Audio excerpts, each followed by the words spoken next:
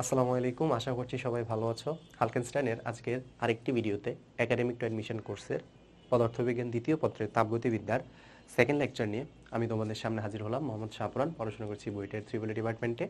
যে যেখান থেকে ক্লাস দেখছো আশা করছি সবাই ভালো আছো, সুস্থ আছো। আর প্রথম লেকচারটি দেখার পরেই তোমরা দ্বিতীয় লেকচারটি দেখতে এসেছো, এই আশা রেখেই শুরু করছি। তো গত লেকচারে বা গত ক্লাসে আমরা যদি একটু রিক্যাপ করি যে আমরা আসলে কি পর্যন্ত পড়েছিলাম। আমরা আভ্যন্তরীণ শক্তি এর কিছু গাণিতিক সমস্যা, কৃতকাজ, সিস্টেম নিয়ে যাবতীয় যত আলোচনা আমরা করে এসেছি। তো আজকে এরই ধারাবাহিকতা আমরা আমাদের সামনে প্রসিড করব, সেটা হচ্ছে আমাদের তাপগতিবিদ্যার প্রথম সূত্র। অর্থাৎ আমাদের এখন আজকের লেকচারের প্রথম টপিক হচ্ছে তাপগতিবিদ্যার প্রথম সূত্র। তো এটার একটু আমরা যদি বিবৃতিটা পড়ে নিই, সেটা হচ্ছে যে যখন কোনো সিস্টেমে তাপ সরবরাহ করা হয়, সিস্টেম কর্তৃক তাপ গৃহীত হয়। অর্থাৎ একটা সিস্টেমে যদি আমি তাপ দেই অথবা একটা সিস্টেম যদি তাপটাকে নেয়, একটা এনার্জি যদি সে কনজিউম করে, সেই এনার্জির বা সেই অংশ যে এনার্জিটা নিবে, সেই এনার্জির কিছু অংশ সে আভ্যন্তরীণ শক্তি বৃদ্ধি করতে, অর্থাৎ তাপমাত্রা বৃদ্ধি করতে, এবং অবশিষ্ট অংশ বাহ্যিক কাজ সম্পাদনে ব্যয় হয়। আমি আবার একটু বলি যে একটা সিস্টেমে তুমি কিছু পরিমাণ এনার্জি দিবে, সেই এনার্জির একটা অংশ আভ্যন্তরীণ শক্তি বৃদ্ধির জন্য ব্যবহৃত হবে, আর বাকি অংশটুকু বাহ্যিক কাজ সম্পাদনের জন্য ব্যবহৃত হবে বা ইউজ হবে। তো এটা একটা ছোট উদাহরণ দিয়ে আমরা ব্যাখ্যা করতে পারি। আমাদের হিউম্যান বডি, এটাকে যদি আমরা একটা সিস্টেম কাউন্ট করি বা একটা সিস্টেমের মতো চিন্তা করি, তাহলে আমরা বলতে পারি যে আমাদের এখানেও কিন্তু তাপগতিবিদ্যার প্রথম সূত্রটা অ্যাপ্লিকেশন হচ্ছে। কিভাবে? যে আমরা প্রতিদিন, ধরো সাপোজ তুমি ঘুম থেকে উঠে সারাদিনে 2000 ক্যালোরি খাবার গ্রহণ করলে, তাহলে এই 2000 ক্যালোরি খাবারের বা এই 2000 ক্যালোরি এনার্জির সব অংশটুকু কিন্তু তুমি কাজে ব্যয় করবে না। হয়তো সারাদিন তোমার 1500 জুল বা 1500 ক্যালোরি তুমি খরচ করলে বিভিন্ন কাজের মাধ্যমে। তোমার সারাদিনের যত কাজ করতে হয়, পড়াশোনা, কলেজ যাওয়া, বাসায় আসা, সব কিছু মিলিয়ে তুমি 1500 জুল বা 1500 ক্যালোরি এনার্জি তুমি ব্যয় করলে। তাহলে বাকি 500 জুল, অর্থাৎ তুমি তো 200 জুল শক্তি নিয়েছিলে, তুমি তোমার বডিতে সকালবেলা বা সারাদিনে 200 জুল বা 200 ক্যালোরি এনার্জি নিয়েছিলে। সেই 200 ক্যালোরি এনার্জির মধ্য থেকে তুমি 1500 ক্যালোরি বা 1500 জুল, যেটাই বলি আমি, যে কোনো একটা একক নিয়ে বললেই হবে, সেম রাখতে হবে আর কি একক। তো ধরো সাপোজ 2000 জুল তুমি নিয়েছো এনার্জি, আর তার মধ্যে থেকে তুমি 1500 জুল এনার্জি খরচ করেছো। তাহলে বাকি যে 500 জুল আছে, বাকি যে 500 জুল, এই বাকি 500 জুল তুমি কি করেছো? তাহলে আভ্যন্তরীণ তোমার বডিতে স্টোর করেছো। তোমার বডির তাপমাত্রা বৃদ্ধির জন্য, তোমার বডির বৃদ্ধির জন্য, তোমার বডির অন্যান্য অঙ্গ প্রত্যঙ্গের কাজের জন্য এই 500 জুল এনার্জি নষ্ট হবে বা খরচ হবে। অর্থাৎ আমাদের বডিটাও আসলে তাপগতিবিদ্যার প্রথম সূত্রটাকে ফলো করে চলে, বা আমরা বডিতে তাকালেও, আমরা আমাদের হিউম্যান বডিতে তাকালেও তাপগতিবিদ্যার প্রথম সূত্রটার একটা ভ্যালিড অ্যাপ্লিকেশন দেখতে পাই, যেখানে আমরা একটা certain amount of energy intake করি, সেই এনার্জির একটা সার্টেন অ্যামাউন্ট আমরা ওয়ার্ক ডান করার জন্য বা কৃতকাজে ব্যয় করি, আর সার্টেন অ্যামাউন্ট বাকি অংশটুকু, যতটুকু আমরা এনার্জি নিয়েছি তার বাকি অংশটুকু আমরা নিজেদের আভ্যন্তরীণ শক্তি বৃদ্ধি করার জন্য ব্যবহার করে থাকি। তো এই হচ্ছে আমাদের তাপগতিবিদ্যার প্রথম সূত্রের একদম একদম প্রথম আলোচনা বা একদম প্রাথমিক আলোচনা। তো আমরা এই জিনিসটাকে একটু ম্যাথমেটিক্যালি কিভাবে লিখতে পারি। দেখো এইখানে যে কিউ আছে, এই কিউটা হচ্ছে আমাদের প্রদানকৃত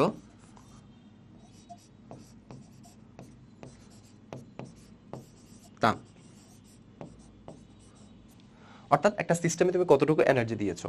আর এই যে ডেল ডাব্লিউ, এটা হচ্ছে তার আভ্যন্তরীণ শক্তির পরিবর্তন।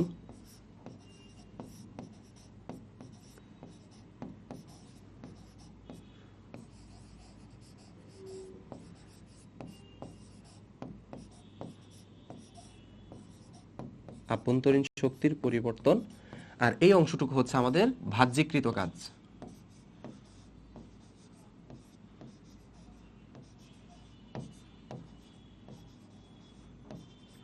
আচ্ছা, তার মানে আমাদের এই যে তাপগতিবিদ্যার প্রথম সূত্রটার মেইন থিম হচ্ছে কি, যে আমি একটা সিস্টেমের মধ্যে যদি সার্টেন অ্যামাউন্ট অফ এনার্জি দেই, তাহলে সেই এনার্জির একটা অংশ কৃতকাজে ব্যবহৃত হবে, আর বাকি অংশটুকু আসলে এনার্জি স্টোর করার জন্য বা আভ্যন্তরীণ শক্তি বৃদ্ধি করার জন্য ব্যবহৃত হবে। এই হচ্ছে আমার তার ম্যাথমেটিক্যাল এক্সপ্রেশন।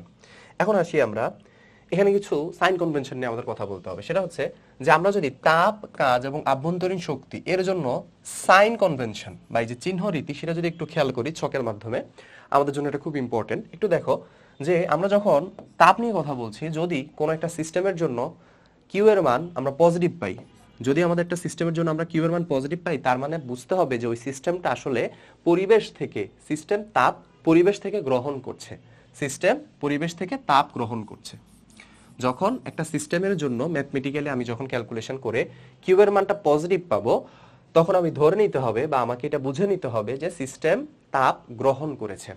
সিমিলারলি যদি কোনো কারণবশত আমি নেগেটিভ সাইন পেয়ে যাই, তখন আমাকে বুঝে নিতে হবে যে সেখানে আলটিমেটলি সিস্টেমটা তাপ হারাচ্ছে। সিস্টেমটা কি হচ্ছে বলতো, তাপ হারাচ্ছে, সে এনার্জিটা নিতে পারছে না, বরঞ্চ সে নিজে থেকে এনার্জি বা নিজের ভিতরে থাকা স্টোরড এনার্জি থেকে সে এনার্জিটাকে রিলিজ করছে। তো এই হচ্ছে আমাদের তাপের জন্য সাইন কনভেনশন। তার মানে আমরা বলতে পারি যে যদি কোনো একটা সিস্টেম তাপ গ্রহণ করে সেটার জন্য সাইন হবে পজিটিভ বা চিহ্ন পজিটিভ, আর যদি সিস্টেম তাপ বর্জন করে তবে সেটার জন্য চিহ্ন হবে নেগেটিভ। আরেকটা জিনিস হচ্ছে, যদি কোনো একটা সিস্টেমের জন্য বলে দেয়া থাকে যে 50 জুল তাপ বর্জন করে, তখন আমরা ওই 50 জুলটাকে ইকুয়েশনে বসানোর সময় নেগেটিভ 50 জুল হিসেবে বসাবো।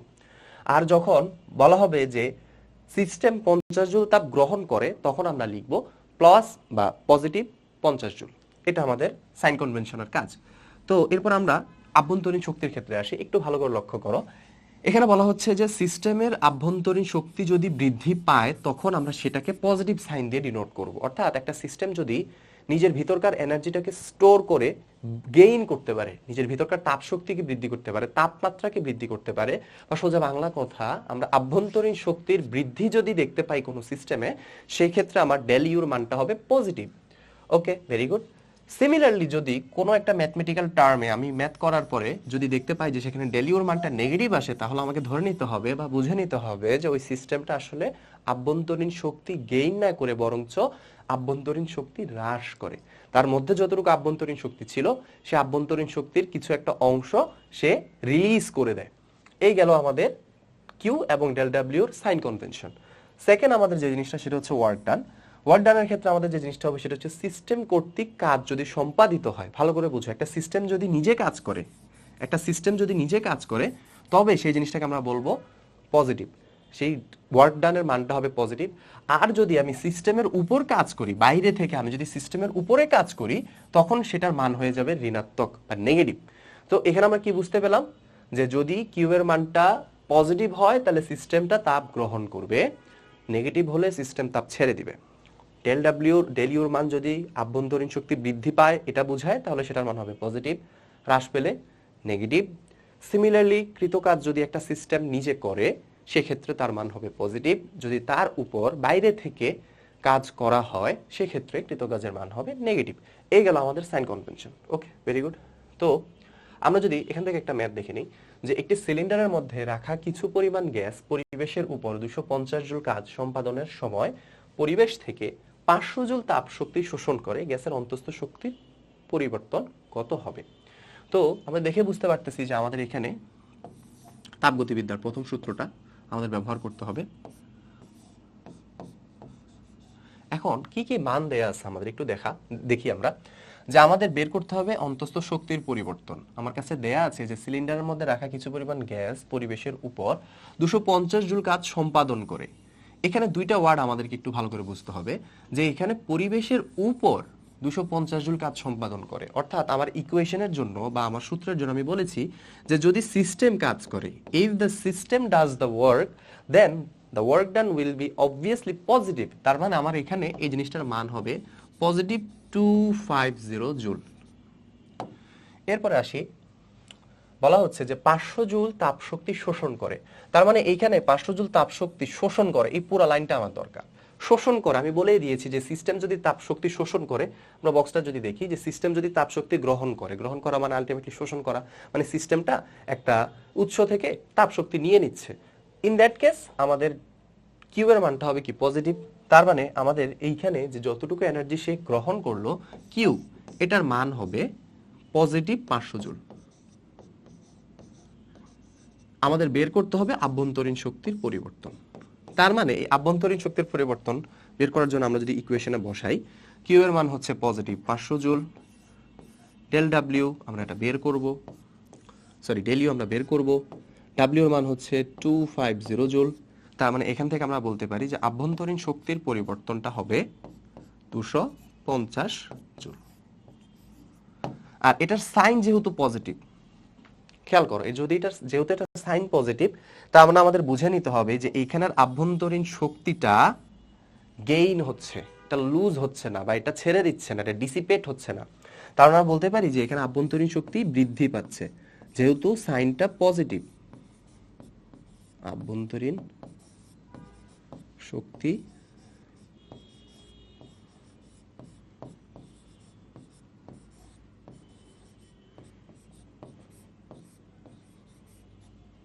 আভ্যন্তরীণ শক্তি বৃদ্ধি পায়, এটা হচ্ছে আমাদের এই ম্যাথটার outcome. Okay fine, very good.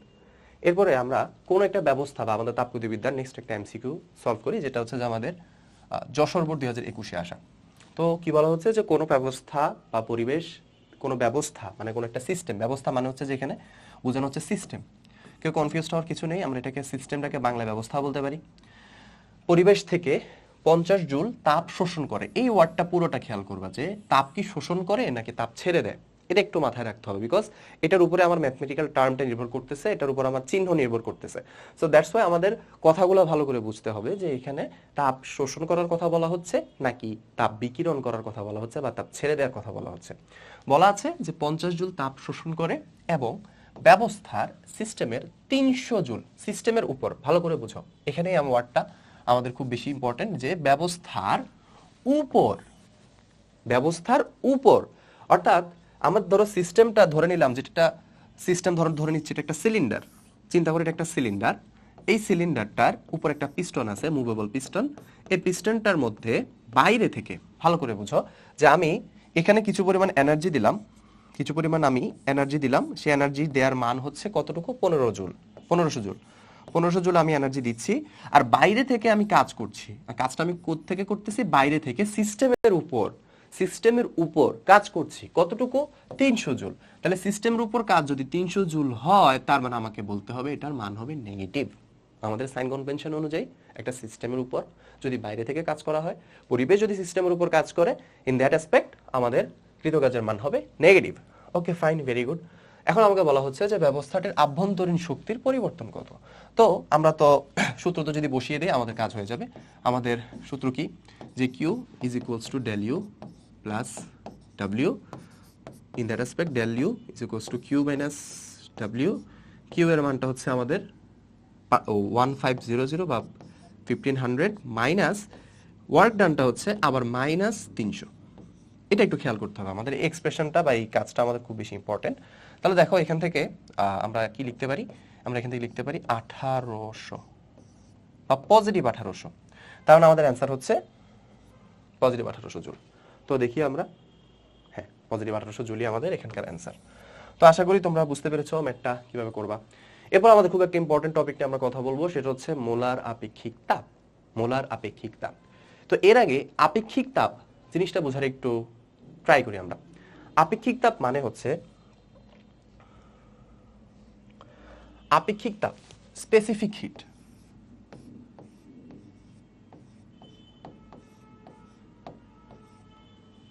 Molar specific hit, molar specific hit, molar specific hit, এই জিনিসটা আসলে কি বোঝে, মোলার স্পেসিফিক হিট দ্বারা আসলে আমরা কি বুঝবো। খেয়াল করো যে ধরো তোমার একটা সিস্টেম আছে, তোমার কাছে একটা সিস্টেম, এভাবে আমি চিন্তা করলাম একটা সিলিন্ডার, একটা সিলিন্ডার, একটা সিস্টেম, এখানে হচ্ছে যে আমাদের একটা পিস্টন, মুভেবল পিস্টন। আচ্ছা এখন আমরা কি করব, আমরা এই সিস্টেমটার মধ্যে তাপ শক্তি প্রদান করব, এতে করে আমরা ধরে নিচ্ছি যে সিস্টেমের ভিতরে আমার 1 মোল পদার্থ আছে, সিস্টেমের ভিতরে আমার কি আছে, 1 মোল পদার্থ। তাহলে 1 মোল পদার্থ যদি আমার সিস্টেমে থাকে, এই 1 মোল পদার্থের তাপমাত্রা 1 কেলভিন বৃদ্ধি করতে কতটুকু তাপ শক্তির প্রয়োজন, সেটাই হচ্ছে আমার মোলার আপেক্ষিক তাপ। কথা কি বোঝাতে পেরেছি, যে একটা 1 মোল সিস্টেম বা 1 মোল পদার্থ সিস্টেমে যদি থাকে, তাহলে ওই সিস্টেমটার তাপমাত্রা 1 কেলভিন বৃদ্ধি করতে যতটুকু হিট বা যতটুকু এনার্জি দিতে হবে, সেটাই হচ্ছে আমার মোলার আপেক্ষিক তাপ। ওকে ভেরি গুড। তাহলে ধরে নিচ্ছি যে এই সিস্টেমটা আমরা ধরে নেই যে এটাতে প্রথম তো সংজ্ঞার জন্য আমরা 1 মোল লিখেছি। ধরো যে আমাদের সিস্টেমে, যে আমাদের সিলিন্ডারটায় বা সিস্টেমের মধ্যে, আমাদের এই যে সিস্টেমটা বা এই সিলিন্ডারটার মধ্যে n মোল গ্যাস বা n মোল পার্টিকেল বা n মোল গ্যাস আমাদের বিদ্যমান। আমরা কি করলাম, এটাতে কিউ পরিমাণ তাপ দিলাম, কিউ পরিমাণ তাপ এটাতে আমরা দিলাম, সিস্টেমে দিলাম। এতে করে এর যে তাপ বৃদ্ধি হলো, যে তাপ বৃদ্ধি সেটাকে আমরা ধরে নিচ্ছি সাপোজ ডেল টি, তাপের বৃদ্ধি বা তাপমাত্রা বৃদ্ধি। আমরা জানি যে সিস্টেম যদি তাপ শক্তি আমরা দেই তাহলে কি হবে, তাপমাত্রা বাড়তে থাকবে, তাহলে তাপমাত্রা বৃদ্ধি, তাপমাত্রা বৃদ্ধি। তাহলে এই যে তাপমাত্রা বৃদ্ধি এন মোলের জন্য আমি কিউ পরিমাণ তাপ শক্তি দেওয়ার কারণে তাপমাত্রা ডেলটি হলো। ওকে ফাইন, ভেরি গুড। তার মানে আমরা যদি ঐকিক নিয়ম দিয়ে চিন্তা করতে চাই তাহলে বলতে পারবো যে স্পেসিফিক হিট বা মোলার স্পেসিফিক হিট সেটা কি, যে 1 মোল গ্যাসের তাপমাত্রা, 1 মোল গ্যাসের তাপমাত্রা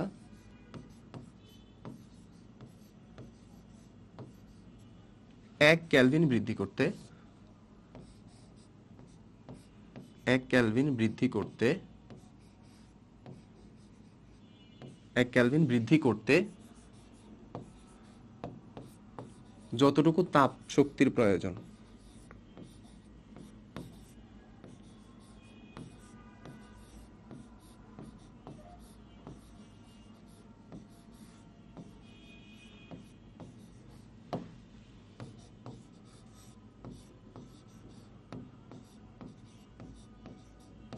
তাই হচ্ছে আমাদের 1 মোল গ্যাসের তাপমাত্রা 1 কেলভিন বৃদ্ধি করতে যতটুকু তাপ শক্তির প্রয়োজন, তাই হচ্ছে আমাদের মোলার স্পেসিফিক হিট। তার মানে এখান থেকে যদি আমরা এই সিস্টেম থেকে যদি তার মোলার স্পেসিফিক হিটটা বের করতে চাই তাহলে কি করা লাগবে আমার, আমরা দেখতে পাচ্ছি যে n মোল গ্যাসের তাপমাত্রা ডেলটি পরিমাণ বৃদ্ধি করার জন্য আমার হিট লাগছে কতটুকু, কিউ পরিমাণ। তাহলে আমরা যদি ঐকিক নিয়ম করতে চাই যে 1 মোল গ্যাসের জন্য ডেলটি পরিমাণ তাপ বৃদ্ধি করার জন্য বা তাপমাত্রা বৃদ্ধি করার জন্য আমি পাবো কিউ বাই এন। আর সেটাকে যদি আমি এখন 1 কেলভিনে কনভার্ট করতে চাই, যে 1 মোল গ্যাস তার তাপমাত্রা বৃদ্ধি করব আমি 1 কেলভিন, ইন দ্যাট অ্যাসপেক্ট আমাদের সূত্র দাঁড়াবে Q by N del T. এই হচ্ছে আমাদের মোলার স্পেসিফিক হিটের এক্সপ্রেশন। তো এটাকে আমরা জেনুইনলি সি দ্বারা ডিনোট করব, Q by N del T. এটা হচ্ছে আমাদের মোলার স্পেসিফিক হিটের mathematical expression. Okay fine, very good. আমরা এখন নেক্সট স্লাইডে যাই, যে মোলার আপেক্ষিক তাপ দুইটা কেসের জন্য আমরা চিন্তা করব। অর্থাৎ আমি যে সিস্টেমের কথা বললাম একটু লক্ষ্য করে দেখো, এই যে সিস্টেমটা, এই সিস্টেমটার মধ্যে যদি আমি কোনো কারণবশত মোলার স্পেসিফিক হিটটা দুইটা পার্টিকুলার কন্ডিশনের জন্য বের করি, দুটা পার্টিকুলার কন্ডিশন কি হবে, যে একবার আমি চাপকে স্থির রাখবো, আরেকবার হচ্ছে আমি আয়তনকে স্থির রাখবো। একবার আমি কি করব, চাপকে স্থির রাখবো, আরেকবার আমি আয়তনকে স্থির রাখবো। যদি আমাকে এমন কিছু করতে হয়, ইন দ্যাট অ্যাসপেক্ট আমাকে দুইটা ক্ষেত্রের জন্য মোলার স্পেসিফিক হিট বের করতে হবে। তো প্রথমে হচ্ছে আমাদের স্থির চাপে মোলার তাপ ধারণ ক্ষমতা বা সিপি, আর স্থির আয়তনে মোলার তাপ ধারণ ক্ষমতা বা যেটাকে আমরা বলবো সিভি। ঠিক আছে, আচ্ছা ওকে। তো এখন এই যে স্থির চাপে মোলার তাপ ধারণ ক্ষমতা মানে কি হবে, যে স্থির চাপে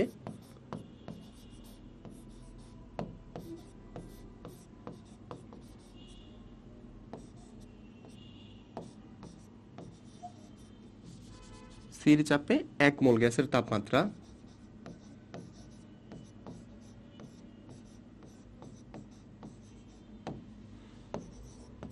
1 মোল গ্যাসের তাপমাত্রা 1 কেলভিন বৃদ্ধিতে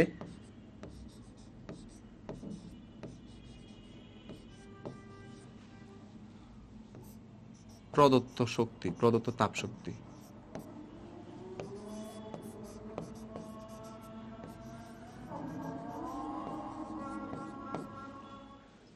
তো এরপরে আসো আমাদের হচ্ছে স্থির আয়তনে মোলার আপেক্ষিক তাপ ধারণ ক্ষমতা। তো স্থির আয়তনে মোলার আপেক্ষিক তাপ ধারণ ক্ষমতা মানে হচ্ছে যে তোমার সিস্টেম যদি স্থির আয়তনে থাকে তখন স্থির আয়তনে 1 মোল গ্যাসের তাপমাত্রা বা 1 মোল পদার্থের তাপমাত্রা 1 মোল গ্যাসের তাপমাত্রা 1 কেলভিন বৃদ্ধি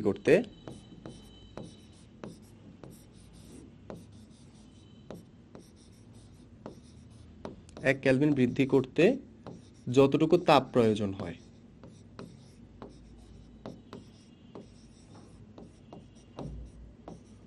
যতটুকু তাপের প্রয়োজন হয়।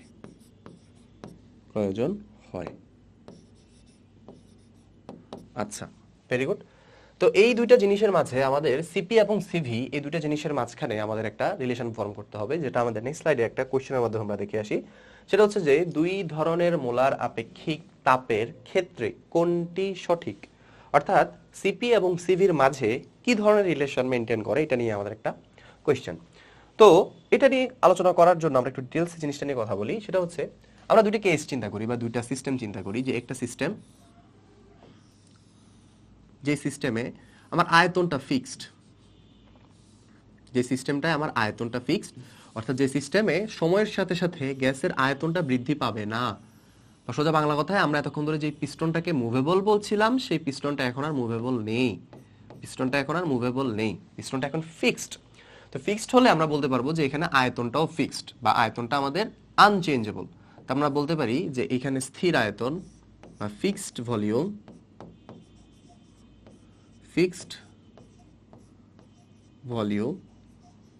ওকে।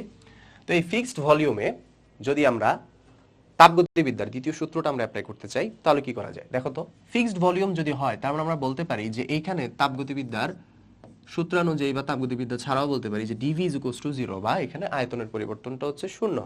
তার মানে আমরা যদি এই ক্ষেত্রে তাপগতিবিদ্যার সূত্রটা অ্যাপ্লাই করতে চাই, তাহলে কিউ ইজ ইকুয়ালস টু হবে ডেল ইউ প্লাস ডাব্লিউ। এখন ডাব্লিউ এর সূত্র আমরা জানি পিডিভি, ইন্টিগ্রেশন অফ পিডিভি। এখন যেহেতু আমার এই ডিভি এর মানটা 0 আসে, তার মানে আমি বলতে পারি ওয়ার্ক ডান পুরোটাই, এই ওয়ার্ক ডান পুরো টোটাল রাশিটাই আমার এই একটা সিস্টেমের জন্য 0 হয়ে যাবে, বা সময়তনীয় প্রক্রিয়ায় আমাদের ওয়ার্ক ডান 0। অর্থাৎ এই প্রক্রিয়ায় আমি যতটুকু হিট দিব, তার টোটাল হিটটাই আসলে সিস্টেমটা তার আভ্যন্তরীণ শক্তিকে বৃদ্ধি করার জন্য ব্যবহার করে থাকে। ওকে, ভেরি গুড। তার মানে আমি বলতে পারি যে এই সিস্টেমটার মধ্যে যদি আমি এই সিস্টেমের 1 মোল গ্যাসের তাপমাত্রা 1 কেলভিন যদি বাড়াতে চাই, তাহলে কিন্তু আমাকে অনেক বেশি হিট দিতে হবে না। জাস্ট এটার আভ্যন্তরীণ শক্তি বৃদ্ধি করার জন্য যতটুকু হিট দরকার, ঠিক ততটুকু হিট আমাদের দিলেই কিন্তু হয়ে যাবে। বা আমরা যদি ডিরেক্টলি এখানে লিখি যে কিউ ইজ ইকুয়ালস টু, আমি লিখতে পারবো কি এখানে ডাব্লিউ, আমরা ডেল ডাব্লিউ সূত্র কি জানি, বা আমরা সরি ডেল ইউ, বা যেটা আভ্যন্তরীণ শক্তি তার সূত্র জানি আমরা F/2 NR ডেল টি। তাহলে আমরা লিখতে পারি এখানে F/2 NR ডেল টি।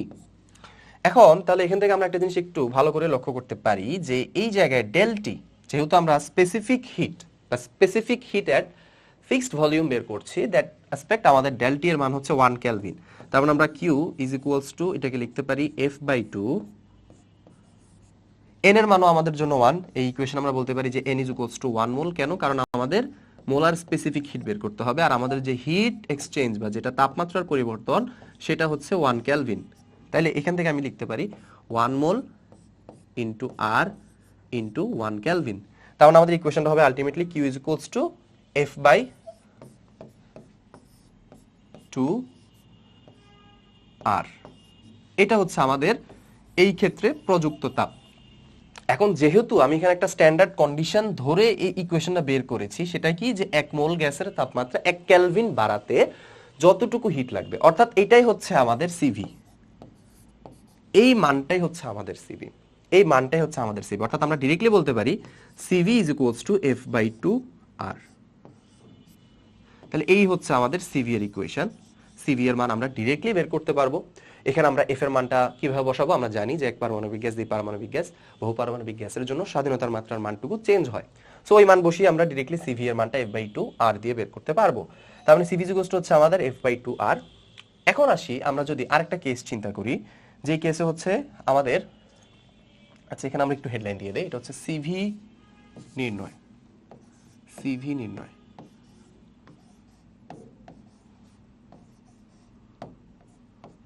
নির্ণয় এটা হচ্ছে আমাদের সিভি এর মান নির্ণয় করলাম আমরা। এখন আসি আমাদের যদি সিপি নির্ণয় করতে হয় তাহলে একটু লক্ষ্য করো, সিপি নির্ণয় করা মানে হচ্ছে যে আমাদের এখানে চাপটা ফিক্স থাকতে হবে। আমরা জানি যে সিপি মানে হচ্ছে কি কনস্ট্যান্ট প্রেসারে আমার কতটুকু মোলার স্পেসিফিক হিটের প্রয়োজন ততটুকুই হচ্ছে আমার সিপি। তার মানে এখানে এখন আমাদের বাইরে থেকে যে চাপটা আসবে বা সিস্টেমে যে চাপটা প্রযুক্ত হবে চাপটা সবসময় কনস্ট্যান্ট থাকবে। এখন এই কনস্ট্যান্ট চাপ রাখার জন্য আমাকে কি করতে হবে, অবশ্যই পিস্টনটাকে মুভেবল করতে হবে, পিস্টনটাকে মুভেবল রাখতে হবে। Movable piston, movable piston. কেন মুভেবল পিস্টন রাখতে হবে, কেন? বিকজ আমরা যখন এর মধ্য থেকে বা এই সিস্টেমে যখন আমরা তাপ শক্তি প্রদান করব তখন অবভিয়াসলি এটার মধ্য থেকে গ্যাসগুলো শক্তি অর্জন করে বা শক্তি শোষণ করে নিজেদের গতিশক্তি বৃদ্ধি করবে। দেন এই শক্তিকে ব্যবহার করে তারা এক্সপ্যান্ড করতে চাইবে, প্রসারিত হতে চাইবে। তো এই প্রসারণ করার ক্ষেত্রে যদি আমরা কোনো কারণে পিস্টনটাকে মুভেবল না রেখে ফিক্সড পিস্টন রাখি সেক্ষেত্রে আয়তন ফিক্স থেকে যাবে কিন্তু চাপটা কন্টিনিউয়াসলি বৃদ্ধি পেতে থাকবে, চাপটা কন্টিনিউয়াসলি বৃদ্ধি পেতে থাকবে। জাস্ট এভাবে চিন্তা করতে পারো যে আমাদের দেশে মাঝে মাঝে গ্যাসের সিলিন্ডার নিয়ে অনেক অ্যাক্সিডেন্ট হয়। তো ওই সিলিন্ডারের অ্যাক্সিডেন্ট হওয়ার মেইন রিজনই হচ্ছে যে এদের মধ্যে যখন এক্সেসিভ হিট তৈরি হয় গ্যাস তো আর প্রসারিত হয়ে বের হয়ে যেতে পারছে না, এখানে কোনো রাস্তা পায় না, তার কারণে আয়তন ফিক্সড, চাপ বেশি, একটা সময় সেটা বাস্ট হওয়ার জন্য বা একটা সময় সেটা একটা দুর্ঘটনায় পরিণত হয়। তো এক্ষেত্রে আমরা বলতে পারি যে পিস্টনটা আমাদের মুভেবল রাখতে হবে জাস্ট বিকজ যাতে আমাদের প্রেসারটা কনস্ট্যান্ট থাকে। যখনই গ্যাসটা অনেক বেশি পরিমাণে প্রসারিত হতে শুরু করবে তত বেশি আমাদের পিস্টনটা উপরের দিকে মুভ করবে, পিস্টনটা তত বেশি উপরের দিকে মুভ করবে আর এটার করেসপন্ডিং আমাদের চাপটাও ফিক্স থাকবে। এই হচ্ছে আমাদের মুভেবল পিস্টন রাখার শর্ত বা মুভেবল পিস্টন রাখার কারণ যে চাপ ফিক্স থাকবে।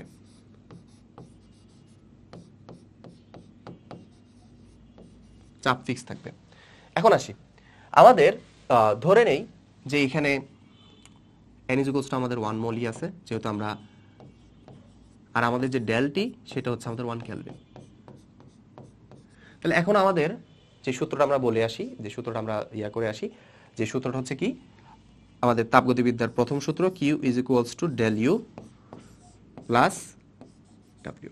এখন আসি তাহলে এই যে আমাদের Q, এই কিউটাকে আমরা del U = কি লিখতে পারি, জানি আমরা F/2 nR del T, nR del T। আর এই যে Wটাকে আমরা লিখতে পারবো integration of PdV, integration of PdV। তো যেহেতু এটা হচ্ছে আমাদের চাপ ফিক্সড অর্থাৎ চাপটা একটা ধ্রুব রাশি, ধরে নিলাম যে এই হিটটা দেওয়ার কারণে একটা সময় পিস্টনটা উপরে উঠতে এইখানে চলে আসলো, অর্থাৎ আদিতে পিস্টনের যতটুকু আয়তন ছিল বা টোটাল সিলিন্ডারের আয়তন ছিল V1, আর যখন আমি গ্যাসটাকে এক্সপ্যান্ড করতে দিয়েছি তাপ প্রয়োগের মাধ্যমে তখন আয়তন হয়ে গেল V2। তার মানে আমাদের V1 V2 হচ্ছে দুইটা করেসপন্ডিং স্টেটের জন্য আয়তন। তাহলে আমরা এখানে যেহেতু চাপটা আমাদের জন্য ফিক্সড, আমরা চাইলে চাপটাকে বের করে নিয়ে আসতে পারি।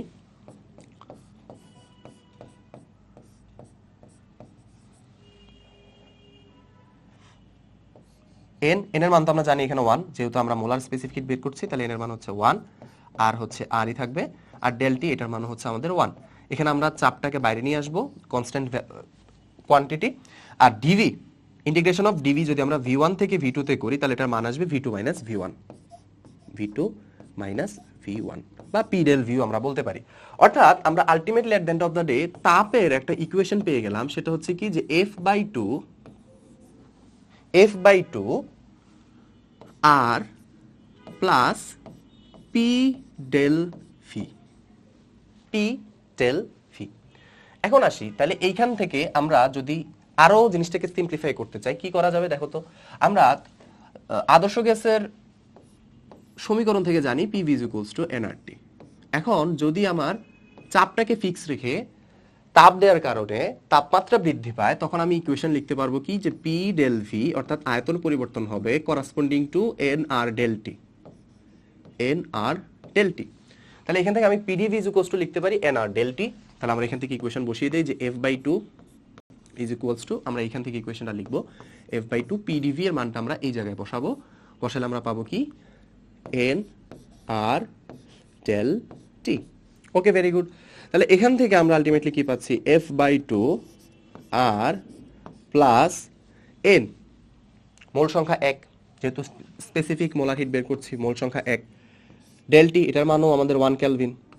তাহলে আমরা আলটিমেটলি এখান থেকে ইকুয়েশন পাবো শুধু R, শুধু কি পাবো আমরা এখান থেকে আর এর ইকুয়েশন। তার মানে আমাদের যদি ওভারঅল আমরা এখন যদি কিউ এর ইকুয়েশনটা লিখি, তাহলে এই কিউটাই হচ্ছে আমাদের কিসের, মানে কোন ধরনের মোলার স্পেসিফিক হিট, স্থির চাপে মোলার স্পেসিফিক হিট, বা যেটাকে আমরা আসলে সিপি দ্বারা প্রকাশ করি। অর্থাৎ এটাই হচ্ছে আমাদের সিপি, এটা হচ্ছে আমাদের সিপি। তার মানে আমরা কিন্তু দুইটা ইকুয়েশন পেয়ে গেছি। আমরা যদি এখন আমাদের নেক্সট স্লাইডে যাই, আমরা কিন্তু সিপি এবং সিভি দুইটা ইকুয়েশন পেয়ে গেছি। একটা হচ্ছে CP is equals to F/2 R plus R, আরেকটা পেয়ে গেছে CV is equals to F/2 R. দেখে বোঝা যাচ্ছে যে রাশিগুলো সেম না, একটা থেকে আরেকটা বড়। কোনটা বড়? সিভিটা বড়। কতটুকু বড়? আমরা যদি দুইটাকে বিয়োগ করে দেই তাহলে দেখতে পাবো যে CP minus CV is equals to, সিপির মান হচ্ছে F/2 প্লাস আর, আর এখানে হবে minus F/2 R plus R minus F/2 R. তাহলে এখানে আলটিমেটলি আমি CP minus CV is equals to পাচ্ছি R, CP minus CV is equals to আমার হচ্ছে আর। এই ইকুয়েশনটা হচ্ছে আমার সিপি এবং সিভির মাঝখানের সম্পর্ক। তাহলে এখান থেকে আমাদের যেই অপশনগুলো দেয়া আছে, অপশনগুলো তাহলে কি কি হওয়া উচিত একটু লক্ষ্য করো। CP is greater than CV, CP is greater than CV, CP is less than CV. প্রথমে এটা দেখাচ্ছে যে সিপি সিভি থেকে ছোট, কখনোই পসিবল। আমরা দেখতে পাচ্ছি যে দুইটার মধ্যে বিয়োগফল একটা আর, বা এখান থেকেও দেখা যায় যে সিপিটা বড় সিভিটা ছোট। তার মানে আমরা বলতে পারি আমাদের রাইট বা কারেক্ট আনসার হচ্ছে CP is greater than CV. Okay, very good. দেখি, হ্যাঁ এটাই আমাদের আনসার। ওকে, যে CP is greater than CV. আর এই যে ইকুয়েশনটা আছে, ইকুয়েশনটা আমাদের কিন্তু খুব লাগবে, যে CP minus CV is equals to R. এটা কিন্তু খুবই ভ্যালিড একটা ইকুয়েশন, বা আমরা কিন্তু at the end of the day CP এবং সিবির মাঝখানে সমীকরণটাও কিন্তু বা সম্পর্কটাও কিন্তু প্রমাণ করে দিলাম। সো এটা একটু খেয়াল রেখো। আচ্ছা, এরপরে আসি আমরা আমাদের সিস্টেমের মধ্যে। কথা হচ্ছিল যে তাপগতীয় প্রক্রিয়া মানে কি, যে একটা সিস্টেমের তাপগতীয় চলরাশিগুলোকে পরিবর্তন করার জন্য আমরা যদি কোনো প্রসিডিউর ফলো করি, সেই প্রসিডিউরগুলোই হচ্ছে তাপগতীয় প্রক্রিয়া। তো এখন এই তাপগতীয় প্রক্রিয়াগুলো যদি আমরা কিছু স্পেসিফিক মেজারমেন্ট ফলো করে নিই, স্পেসিফিক মেজারমেন্ট বলতে কি বোঝাচ্ছি আমরা, যে আমরা সিস্টেমগুলোতে যদি দেখো, আমরা যদি সিস্টেমে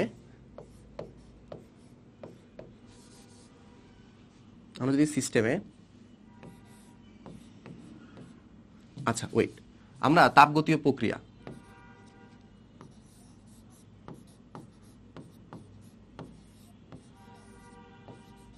তাপগতীয় প্রক্রিয়া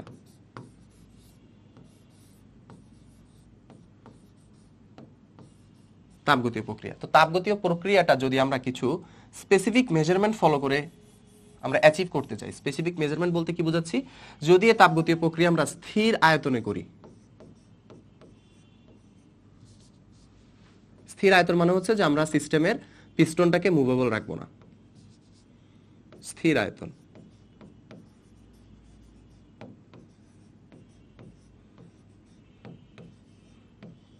স্থির আয়তন অর্থাৎ আমরা সিস্টেমটার পিস্টনটাকে বা সিলিন্ডারটার পিস্টনটাকে ফিক্স করে দিতে পারি, বা এটাকে আমরা বলবো আইসোকোরিক প্রসেস, স্থির আয়তন বা স্থির আয়তনীয় প্রক্রিয়া। আচ্ছা, স্থির আয়তনীয়। ওকে, এখন আসি, এরপর আরেকটা প্রসিডিউর আমরা ফলো করতে পারি। যদি আমরা ওই সিস্টেমটার মধ্যে চাপটাকে ফিক্স করে ফেলি, অর্থাৎ স্থির চাপীয় প্রক্রিয়া।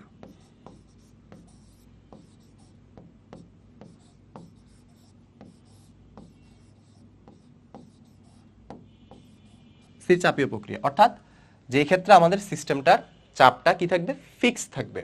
তো এখানে আমাদের আইসোকরিক বা স্থির আয়তনীয় ক্ষেত্রে কনসেপ্টটা কি ছিল বা কন্ডিশনটা কি ছিল, আমরা হচ্ছে ওই জিনিসটার পিস্টনটাকে আমরা মুভেবল রাখবো না, পিস্টনটাকে ফিক্স করে দেব, পিস্টন ফিক্সড। আর এটার ক্ষেত্রে আমাদের যে নাম হবে সেটা হচ্ছে আইসোবারিক।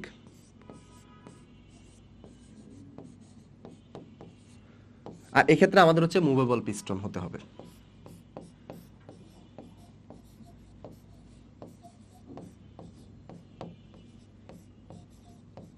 Movable piston. ওকে, দেন আমরা যদি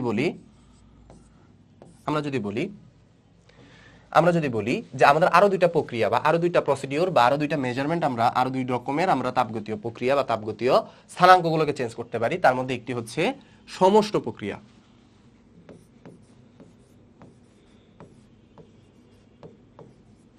আইসোথার্মাল।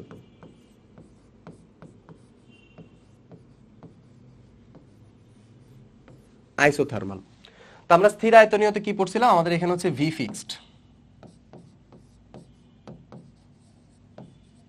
এখানে আমরা বললাম যে পি ফিক্সড,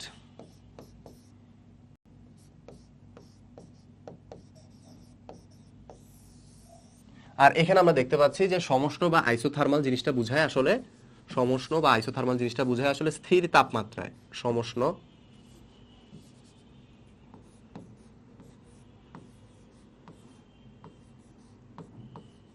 সমষ্ণ বা এটাকে আমরা বলবো আইসোথার্মাল।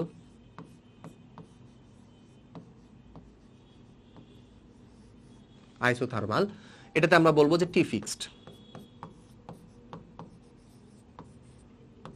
এক্ষেত্রে আমাদের সিস্টেমটাকে যদি টি ফিক্সড রাখতে হয়, আমাদের শর্ত কি রাখতে হবে, যে অবশ্যই সিস্টেমের বাইরে তাপগ্রাহিতা বেশি, পরিবেশের তাপগ্রাহিতা বেশি, পরিবেশের তাপগ্রাহিতা বেশি,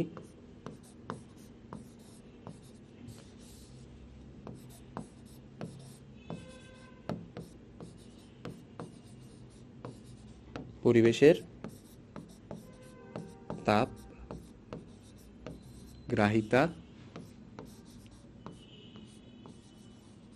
বেশি। ওকে, অর্থাৎ পরিবেশটা আমি যতটুকু হিট দিব ওই হিটটা পরিবেশ নিয়ে নিবে, যার ফলে আসলে আভ্যন্তরীণ শক্তিটা তত বেশি বৃদ্ধি পেতে পারবে না, বা আমাদের তাপমাত্রাটাও আসলে একটা পর্যায়ে গিয়ে ফিক্সড হয়ে যাবে। আভ্যন্তরীণ শক্তি যখন বৃদ্ধি পেতে পারবে না, তখন অটোমেটিক্যালি আমাদের সিস্টেমের যে তাপমাত্রা আছে তাপমাত্রাও বৃদ্ধি পেতে পারবে না, অর্থাৎ তাপমাত্রাটা ফিক্স থাকবে। এটা একটা কন্ডিশন। আরেকটা কন্ডিশন হচ্ছে যে অবশ্যই প্রসেসটা স্লোলি হতে হবে, অর্থাৎ আমরা যেই তাপটা দিব এই তাপটা আমরা অনেক স্লোলি দিব, যার ফলে আসলে কি হবে, সিস্টেমটা তার চারদিকে পরিবেশে তাপটাকে রিলিজ করতে তার জন্য সুবিধা হবে। আচ্ছা, এটা আমরা আরো ডিটেলস আলোচনা করবো, সমস্যা নেই। এরপর আমাদের সবার শেষে যে প্রক্রিয়াটির আমরা কথা বলবো সেটা হচ্ছে আমাদের রুদ্ধতাপীয়। রুদ্ধতাপীয়। তো দেখো, রুদ্ধতাপীয়তে আমাদের কন্ডিশন হচ্ছে যে এই সিস্টেমের মধ্যে আসলে আমরা কোনো ধরনের হিটই দিব না, এই সিস্টেমের মধ্যে আসলে আমরা কোনো ধরনের হিটই দিব না। এটাকে আমরা যদি একটা নাম বলি সেটা হচ্ছে এডিয়াবাইটিক।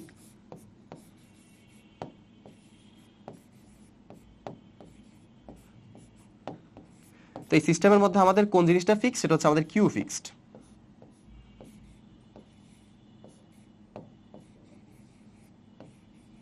সিস্টেমের মধ্যে আমাদের কিউ ফিক্স থাকবে।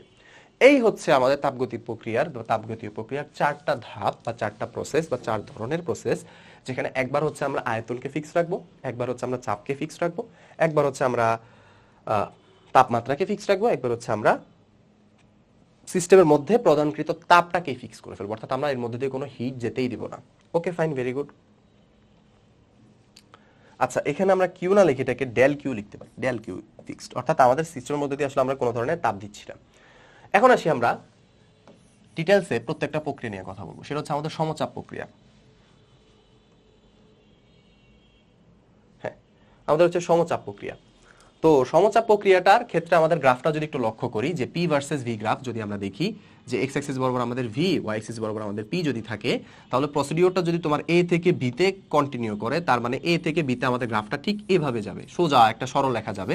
কেন? কারণ এই রেখা বরাবর আমাদের প্রেসারটা কনস্ট্যান্ট। আমরা যদি দেখি এই রেখা বরাবর ওয়াই অ্যাক্সিস বরাবর কোনো সরণ নেই, ওয়াই অ্যাক্সিস বরাবর নিচে কোনো সরণ নেই, অর্থাৎ উপরে নিচে কোথাও ওয়াই অ্যাক্সিসটা মুভ করছে না। অর্থাৎ এই রেখাটার মধ্যে এই টোটাল প্রসিডিওর এ থেকে বিতে যদি আমি কন্টিনিউ করি, তাহলে এখানে আমি দেখতে পাবো যে কোনো চাপ বৃদ্ধি পাচ্ছে না। এটা হচ্ছে আমাদের সমচাপীয় প্রক্রিয়ার গ্রাফ, আমরা গ্রাফ বলতে পারি বা সমচাপীয় প্রক্রিয়ার লেখচিত্র বলতে পারি।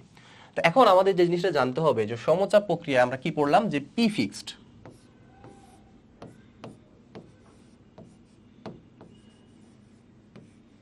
পি ফিক্সড, তাহলে এই সমচাপীয় প্রক্রিয়া যদি আমি কৃতকাজ বের করতে চাই,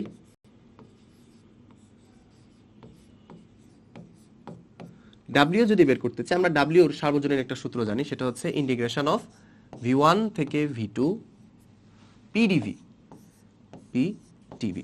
তাহলে এখান থেকে আমরা যে জানি যে ইন্টিগ্রেশনের ভিতরে যদি কোনো একটা কনস্ট্যান্ট রাশি চলে আসে, তাকে আমরা চাইলে ইন্টিগ্রেশনের বাইরে নিয়ে আসতে পারি। তাহলে আমরা পিটাকে যদি বাইরে নিয়ে আনি, তাহলে আমাদের ইন্টিগ্রেশনটা দাঁড়াবে P integration of v1 to v2 dv। Okay, very good. Then আমরা যে কাজটা করতে পারি, যে আমরা যদি ইন্টিগ্রেট করি, তাহলে আমরা এখানে দেখতে পাবো যে ডেল ভি, বা আমরা এখানে বলতে পারি যে ডিভি কে ইন্টিগ্রেট করলে আমরা পাবো ভি, আমাদের আপার লিমিট হচ্ছে v1, লোয়ার লিমিট হচ্ছে v2।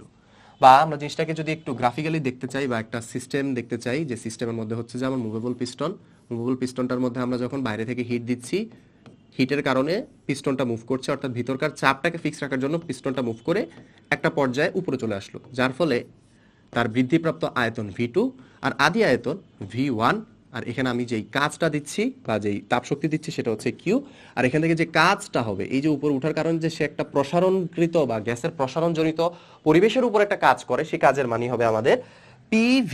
যদি আমরা এখানে মানে লিমিটগুলো বসাই, লিখতে পারি P into V2 minus V1, বা আমরা বলতে পারি P ডেল V।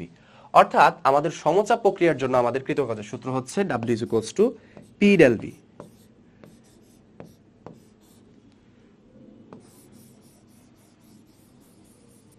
এটা হচ্ছে আমাদের সমচাপ প্রক্রিয়ায় কৃতকাজ, সমচাপ প্রক্রিয়ায় কৃতকাজ।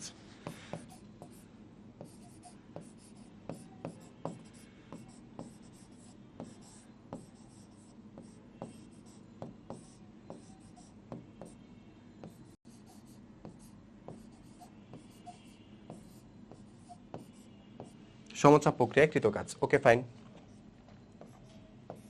এটা হচ্ছে সমচাপ প্রক্রিয়া আমাদের কৃতকাজ। আচ্ছা, আমরা দেখি যে এই ম্যাটটা আমাদেরকে কি বলা হচ্ছে, যে স্থির চাপে 7 গ্রাম নাইট্রোজেন 150 জুল তাপশক্তি সরবরাহ করা হলে গ্যাস কর্তৃক কৃতকাজ এবং গ্যাসের অন্তঃস্থ শক্তির পরিবর্তন নির্ণয় করো। স্থির চাপে মোলার আপেক্ষিক তাপ ধারণ ক্ষমতা দেয়া আছে। এখন আসি আমরা যে জিনিসটা নিয়ে কথা বলবো, যে আমরা জানি যে সিপি মানে স্থির চাপে মোলার আপেক্ষিক তাপ ধারণ ক্ষমতার সূত্র হচ্ছে Q/N টেল টি। এখন যেহেতু আমাদের স্থির চাপে এতটুকু এনার্জি দেওয়া হচ্ছে, আমরা যদি দেখি যে কতটুকু 150 জুল এনার্জি দেওয়া হচ্ছে, আর আমাদের সিপির মানও দেওয়া আছে এখানে 29.1, তাহলে আমরা লিখতে পারি 29.1 ইজ ইকুয়ালস টু আমরা কিউ এর মান লিখতে পারি কি 150 জুল বা এখানে এন বা মোল সংখ্যা যদি আমরা চিন্তা করি, এন মোল সংখ্যা হচ্ছে কত হবে, যে 7 গ্রাম নাইট্রোজেন দেয়া আছে, তার মানে আমরা মোল সংখ্যা যদি বের করি, নাইট্রোজেন গ্যাসের মোল হবে 7/28 ইনটু হবে ডেলটি। এখান থেকে আমরা প্রথমে ডেলটি এর মানটা বের করে নিতে পারবো, তো ডেলটি এর মানটা কত হবে আমাদের, আমরা যদি একটু ক্যালকুলেট করে দেখি, এখান থেকে আমাদের ডেলটি এর মানটা হবে 150/7/28 ইন্টু 29.1, 150/7/28 ইন্টু 29.1। তাহলে এই হচ্ছে আমাদের ডেলটি এর মান, সেটা হচ্ছে 20.6185 কেলভিন। এটা হচ্ছে আমার তাপমাত্রার পরিবর্তন। যে আমার এখানে যদি সিপি দেয়া থাকে, আমাদের প্রযুক্ত তাপ দেয়া আছে, মোল সংখ্যা দেয়া আছে, সেখান থেকে আমরা তাপমাত্রার পরিবর্তনটা বের করলাম। এখন আমাদের কাজ হবে কৃতকাজ বের করা। তো আমরা যে দেখে এসেছি যে সমচাপীয় প্রক্রিয়ায় কৃতকাজের সূত্র হচ্ছে পি ডেল ভি, বা চাপ ইন্টু আয়তনের পরিবর্তন। তাহলে এখন আমাদের যদি এখানে আমাদের এখানে পি ডেল ভি, আচ্ছা, তো আমরা এটাও দেখে এসেছি যে আদর্শ গ্যাসের সমীকরণ থেকে আমরা যদি পিভি ইকুয়ালস টু এনআরটি লিখতে পারি, তাহলে আমরা এটাও লিখতে পারি যে P del V is equals to NR del T. আবার এখান থেকে আমরা যদি বসাই দেই যে P del V is equals to NR del T, এই অংশটুকু আমরা বসিয়ে দিলে আমাদের এন এর মান হচ্ছে কি হবে 7/28 ইন্টু আর হচ্ছে 8.314 ইন্টু ডেলটি এর মান কত হচ্ছে আমাদের এই 20.61855 এই হচ্ছে আমাদের কৃতকাজের মান। তা আমরা যদি কৃতকাজের মানটা বের করি, এখানে 7/28 ইন্টু 8.314 ইন্টু 20.6185, হ্যাঁ, আমাদের কৃতকাজের মান হচ্ছে এখানে 42.86 জুল। এখন আসি, এখান থেকে আমাদের আভ্যন্তরীণ শক্তির মান বের করতে হবে। তো আভ্যন্তরীণ শক্তিটা যদি আমরা বের করতে চাই, আমরা কি করতে পারি, দেখো আমাদের সূত্র তো দেয়াই আছে, আমরা জানি যে তাপগতিবিদ্যার প্রথম সূত্র যে Q is equals to del U plus W. তাহলে আভ্যন্তরীণ শক্তির পরিবর্তন যদি আমরা বের করতে চাই, তাহলে del U is equals to আমরা লিখতে পারবো কিউ মাইনাস ডাব্লিউ।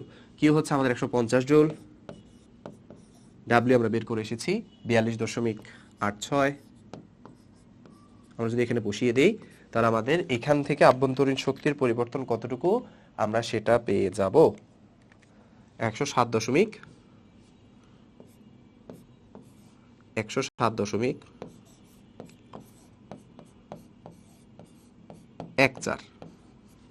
এটা হচ্ছে আমাদের আভ্যন্তরীণ শক্তির পরিবর্তন।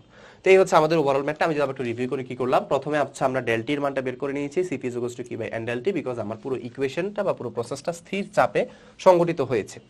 এর পরবর্তীতে আমাদেরকে বলা হচ্ছে যে গ্যাসের কৃতকাজ এবং গ্যাসের অন্তঃস্থ শক্তির পরিবর্তন নির্ণয় করার জন্য। তো আমরা ডেলটি বের করার পরবর্তীতে কৃতকাজ W is to P del V আমরা বের করতে পারি, সেটা সূত্র আমরা লিখতে পারি এন আর ডেলটি। আদর্শ গ্যাসের সমীকরণ থেকে আমরা এখান থেকে ইকুয়েশনটা নিয়ে আসতে পারি। আমাদের কাছে এন এর মান আছে, আর এর মান আছে, ডেলটি এর মান আছে, আমরা বসিয়ে দিয়েছি 42.86 জুল।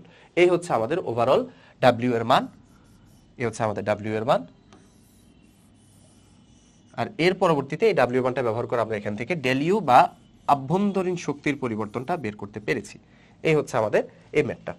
ওকে, ফাইন, ভেরি গুড। এরপর আমরা আমাদের নেক্সট স্লাইডে যাই।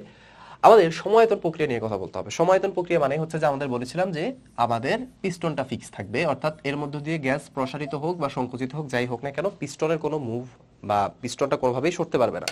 তো এই ক্ষেত্রে আমাদের আয়তন যদি ফিক্স থাকে, তাহলে আমাদের এই যে গ্রাফটা দিকে লক্ষ্য করলে আমরা দেখতে পাবো যে আমরা যদি প্রসেসটাকে এ থেকে বিতে নিয়ে যাই, একটা সিলিন্ডারকে তাপ দিয়ে দিয়ে আমরা যদি এ পয়েন্ট থেকে ভি পয়েন্টে নিয়ে যাই, তাহলে তার গ্রাফটা দেখতে ঠিকই একটা ওয়াই অ্যাক্সিসের সমান্তরাল সরল রেখা দেখা যাবে। ওয়াই অ্যাক্সিসের সমান্তরাল সরল রেখা দেখা যাবে। কেন?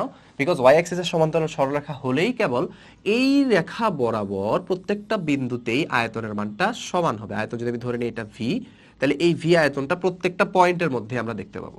এই আয়তনটা যে ভি আয়তনটা আমরা প্রত্যেকটা পয়েন্টের মধ্যেই দেখতে পাবো। অর্থাৎ পুরো প্রসিডিউরটা জুড়ে আমাদের আয়তনটার মধ্যে কোনো ধরনের পরিবর্তন সাধন হয়নি। তো এই সমায়তন প্রক্রিয়ার ক্ষেত্রে আমরা যদি দেখি যে তাপগতিবিদ্যার প্রথম সূত্রটা কেমন হবে সমায়তন প্রক্রিয়ার ক্ষেত্রে, যে আমরা জানি এখন এই যে ডাব্লিউ আমরা জানি হচ্ছে P integration of P DV V one to V two. এখন মজার বিষয় হচ্ছে যে সমায়তন প্রক্রিয়া, এতক্ষণ ধরে তো বললামই যে আয়তন হচ্ছে ফিক্স থাকবে, আয়তন চেঞ্জ হচ্ছে না। তো আয়তন যদি চেঞ্জ না হয় তাহলে আমি বলতে পারবো যে ভি2 মাইনাস ভি1, বা যেটাকে আমরা ডেল ভি বলতেছি বা ডিভি বলতেছি বা ডেল ভি বলতেছি, যাই বলি, আমরা যদি এটা ডিভিও বলি, যে ডিভি, এই ডিভির মানটা হচ্ছে 0। তার মানে এই যে ডিভি এর মানটা আমাদের 0, এই মানটা যদি আমরা এখানে বসাই, তাহলে এই ক্ষেত্রে আমরা পাবো integration of V one to V two P into 0, মানে সোজা বাংলা কথা আমাদের এখানে কৃতকাজের মানটা হবে 0। তো এখানে একটু খেয়াল করো সমায়তন প্রক্রিয়ার ক্ষেত্রে তাহলে আমাদের তাপগতিবিদ্যার প্রথম সমীকরণটা বা প্রথম সূত্রটা কেমন দাঁড়াবে, সেটা হচ্ছে যে Q is equals to del U. মানে এখানে আমাদেরকে মাথায় রাখতে হবে যে যখন একটা সিস্টেম বা একটা তাপগতীয় প্রক্রিয়াকে আমরা সমায়তন প্রক্রিয়া বা সমায়তন প্রসিডিউরের মাধ্যমে নিয়ে যাচ্ছি, তখন তার সিস্টেমের মধ্যে যতটুকুই তাপ দেওয়া হবে না, ঠিক ততটুকু তাপই হচ্ছে সে আভ্যন্তরীণ শক্তি বৃদ্ধি করার জন্য ব্যবহার করবে। জিনিসটাকে চিন্তা করতে পারি এইভাবে যে সিস্টেমটা হচ্ছে খুবই অলস, সিস্টেমটা একটা কাজ করতে চায় না, তুমি তাকে যতটুকু এনার্জি দিয়ে দিয়েছো সে টোটাল এনার্জিটুকুই খেয়ে বসে আছে, এখানে কোনো ধরনের কাজ সে করতে চাচ্ছে না। এই হচ্ছে আমাদের সমায়তন প্রক্রিয়ার প্রসিডিউরটা। সমায়তন প্রক্রিয়ার ক্ষেত্রে আমাদের মনে রাখতে হবে কৃতকাজের মান সর্বদা 0। সমায়তন প্রক্রিয়ায় কৃতকাজের মান হচ্ছে আমাদের 0। সবসময় মনে রাখতে হবে যে সমায়তন প্রক্রিয়া আমাদের কোনো কাজ সম্পাদিত হবে না, যতটুকু এনার্জি আমরা দিব তার total এনার্জিটাই, each and every part of this energy will gain its internal energy, এটার আভ্যন্তরীণ শক্তি বৃদ্ধি করার জন্য কাজ করবে। ওকে, ভেরি গুড। আমরা এখান থেকে একটা ম্যাথ দেখি যে স্থির আয়তনে নির্দিষ্ট পরিমাণ অক্সিজেন দ্বারা আবদ্ধ সিস্টেমে 200 জুল তাপশক্তি সরবরাহ করা হলে সিস্টেমের তাপমাত্রা 15 ডিগ্রি সেন্টিগ্রেড বৃদ্ধি পায়। অক্সিজেনের ভর নির্ণয় করো। আমাদের স্থির আয়তন, তার মানে এখানে কৃতকাজ 0 আমরা বুঝে গেছি। বলা হচ্ছে নির্দিষ্ট পরিমাণ অক্সিজেন গ্যাস দ্বারা আবদ্ধ সিস্টেমে 200 জুল তাপশক্তি সরবরাহ করা হলে সিস্টেমের তাপমাত্রা 15 ডিগ্রি সেন্টিগ্রেড বৃদ্ধি পায়। অক্সিজেনের ভর নির্ণয় করো। স্থির আয়তনে অক্সিজেনের মোলার তাপ ধারণ ক্ষমতা 20.78। তো আমরা যদি স্থির আয়তনে মোলার তাপ ধারণ ক্ষমতার সূত্রটা আমাদের মাথায় থাকে, আমরা লিখতে পারি যে CV is equals to Q by N del T. আচ্ছা, এখন আমাদের বের কি করতে হবে, আমাদের কি কি দেয়া আছে আমরা একটু দেখি। আমাদের সিভি মান দেয়া আছে, আমাদের বের কি করতে হবে, আমাদের অক্সিজেনের ভর বের করতে হবে। অর্থাৎ আমি যদি জিনিসটাকে আর একটু সিম্পলিফাই করে লিখি, এখানে আমি এটাকে কিউ লিখতে পারবো, এখানে এনটাকে লিখতে পারবো ডাব্লিউ বাই এম, এটাকে লিখতে পারবো ডেল টি। তাহলে পরবর্তীতে আমাদের লাগবে কিন্তু এখানে ডাব্লিউটা। তো ডাব্লিউটা যদি আমরা বের করতে চাই, তাহলে ডাব্লিউটাকে আমরা এভাবে লিখতে পারবো যে কিউ ইন্টু এম, এমটা উপরে চলে যাবে, by C del T, C CV del T, CV del T. Okay, very good. তাহলে এখন এই ডাব্লিউটা, এটা কিন্তু হচ্ছে আমাদের পরিমাণের ডাব্লিউ, এটা কৃত কাজ না, ঠিক আছে? এটা মাথায় রেখে হচ্ছে আমাদের এন ইজুকোস টু, আমরা যে সূত্রটা জানি এন ইজুকোস টু, আমরা তো বলতেই পারি যে এন ইজুকোস টু হচ্ছে কি বলতো ডাব্লিউ বাই এম। ডাব্লিউ হচ্ছে যে গ্যাসের পরিমাণ, আর এম হচ্ছে কি বলতো গ্যাসের মোলার মাস, বা যেটাকে আমরা পারমাণবিক ভর বলি বা আণবিক ভর বলি, ওই মানটা। তো এখন এইখানে পুরো জিনিসটা যদি আমরা বের করতে চাই, ডাব্লিউটা বের করতে চাই, আমাদের সকল মান আমাদের কাছে দেয়া আছে। আমাদের কিউ, কিউ এর মানটা হয় আমাদের 200 জুল। এম, এম হচ্ছে আমাদের অক্সিজেন গ্যাস বলা হচ্ছে, দেখি এই যে আমাদের অক্সিজেন গ্যাস, তা অক্সিজেন গ্যাসের জন্য আমরা জানি যে এম ইজ ইকুয়াল টু হচ্ছে 32 গ্রাম, 200 জুল, 32 সিভি। স্থির আয়তনে মোলার আপেক্ষিক, অক্সিজেনের মোলার আপেক্ষিক তাপ ধারণ ক্ষমতা হচ্ছে 20.78 ইন্টু ডেলটি। এখানে একটু কথা আমাদের বুঝতে হবে যে যখন আমাদের তাপমাত্রার পরিবর্তন বলা হবে, তখন সেলসিয়াস স্কেলে যে তাপমাত্রার পরিবর্তন বলা হয়, বা সেলসিয়াস স্কেলে তাপমাত্রার পরিবর্তনের মান যা, কেলভিন স্কেলেও তাপমাত্রার পরিবর্তনের মান কিন্তু তাই। এটা আমাদের একটু মাথায় রাখতে হবে যে সেলসিয়াস স্কেলে তাপমাত্রার পরিবর্তনের মান যা হবে, কেলভিন স্কেলেও তাপমাত্রার পরিবর্তনের মানটা আসলে তাই হয়। বিকজ তাদের মাঝে পার্থক্য হচ্ছে 270 বা 273 পার্থক্য। সো ওই পার্থক্যটা আসলে বিয়োগ করে দিলে বাদ হয়ে যায়। সো এই জন্য আমরা বলতে পারি যে ক্যালভিন স্কেলে যদি কোনো ফেজ বা দুইটা ফেজের মাঝখানে তাপমাত্রার পার্থক্য যদি 10 হয়, তাহলে সেলসিয়াস স্কেলেও সেই তাপমাত্রার পার্থক্য 10ই হবে। এখানে যেহেতু আমাদের 15 ডিগ্রি সেন্টিগ্রেড দিয়ে দেওয়া আছে, বৃদ্ধি পায়, তাহলে সেটাকে আমরা 15 ক্যালভিনও বলতে পারবো, যেহেতু এখানে তাপমাত্রা বৃদ্ধির কথা বলা হচ্ছে। এটা একটু আমাদেরকে মাথায় রাখতে হবে। তাহলে আমরা ডিরেক্টলি এখানে 15 বসিয়ে দিতে পারি। 15 বসিয়ে দিলে আমরা এখানে ডিরেক্টলি হচ্ছে যে আমাদের ডাব্লিউ এর মানটা পেয়ে যাব। ডাব্লিউটা হচ্ছে আমাদের, যদি ক্যালকুলেট করি, হচ্ছে 200 ইন্টু 32 বাই হচ্ছে 20.78 ইন্টু 15, 200 ইন্টু 32, 20.78 ইন্টু 15। ওকে, ফাইন। এটা মান হচ্ছে আমাদের 20.53,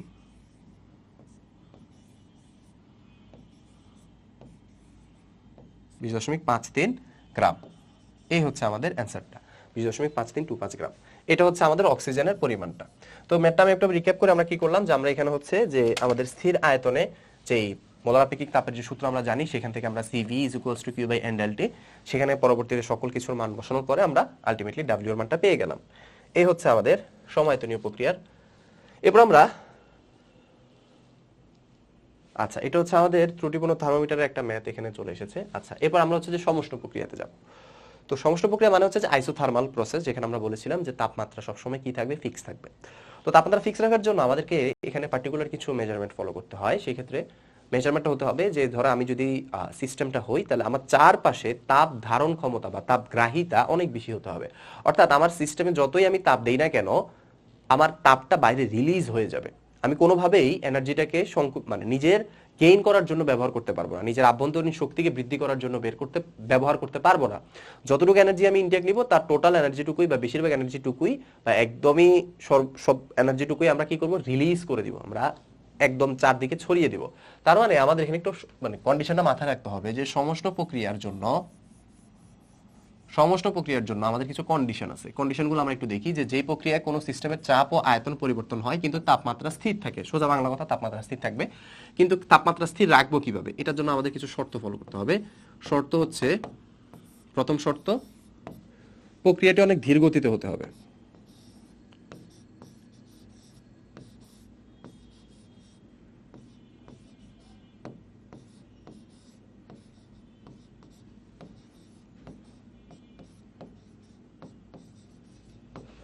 প্রক্রিয়াটি অনেক ধীর গতিতে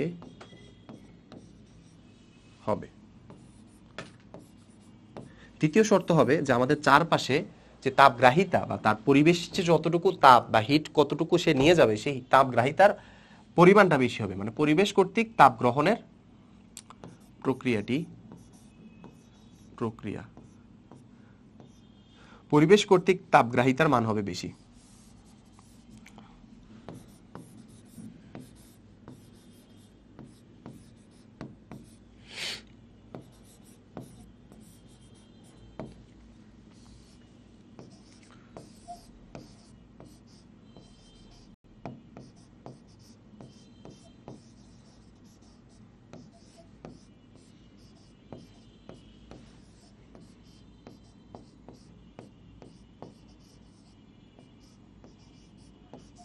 চারপাশে উচ্চ তাপগ্রাহী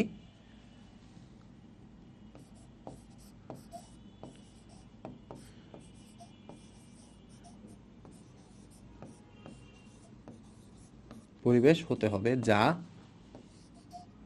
সিস্টেমের তাপ বা সিস্টেমের তাপমাত্রা বাড়তে দিবে না।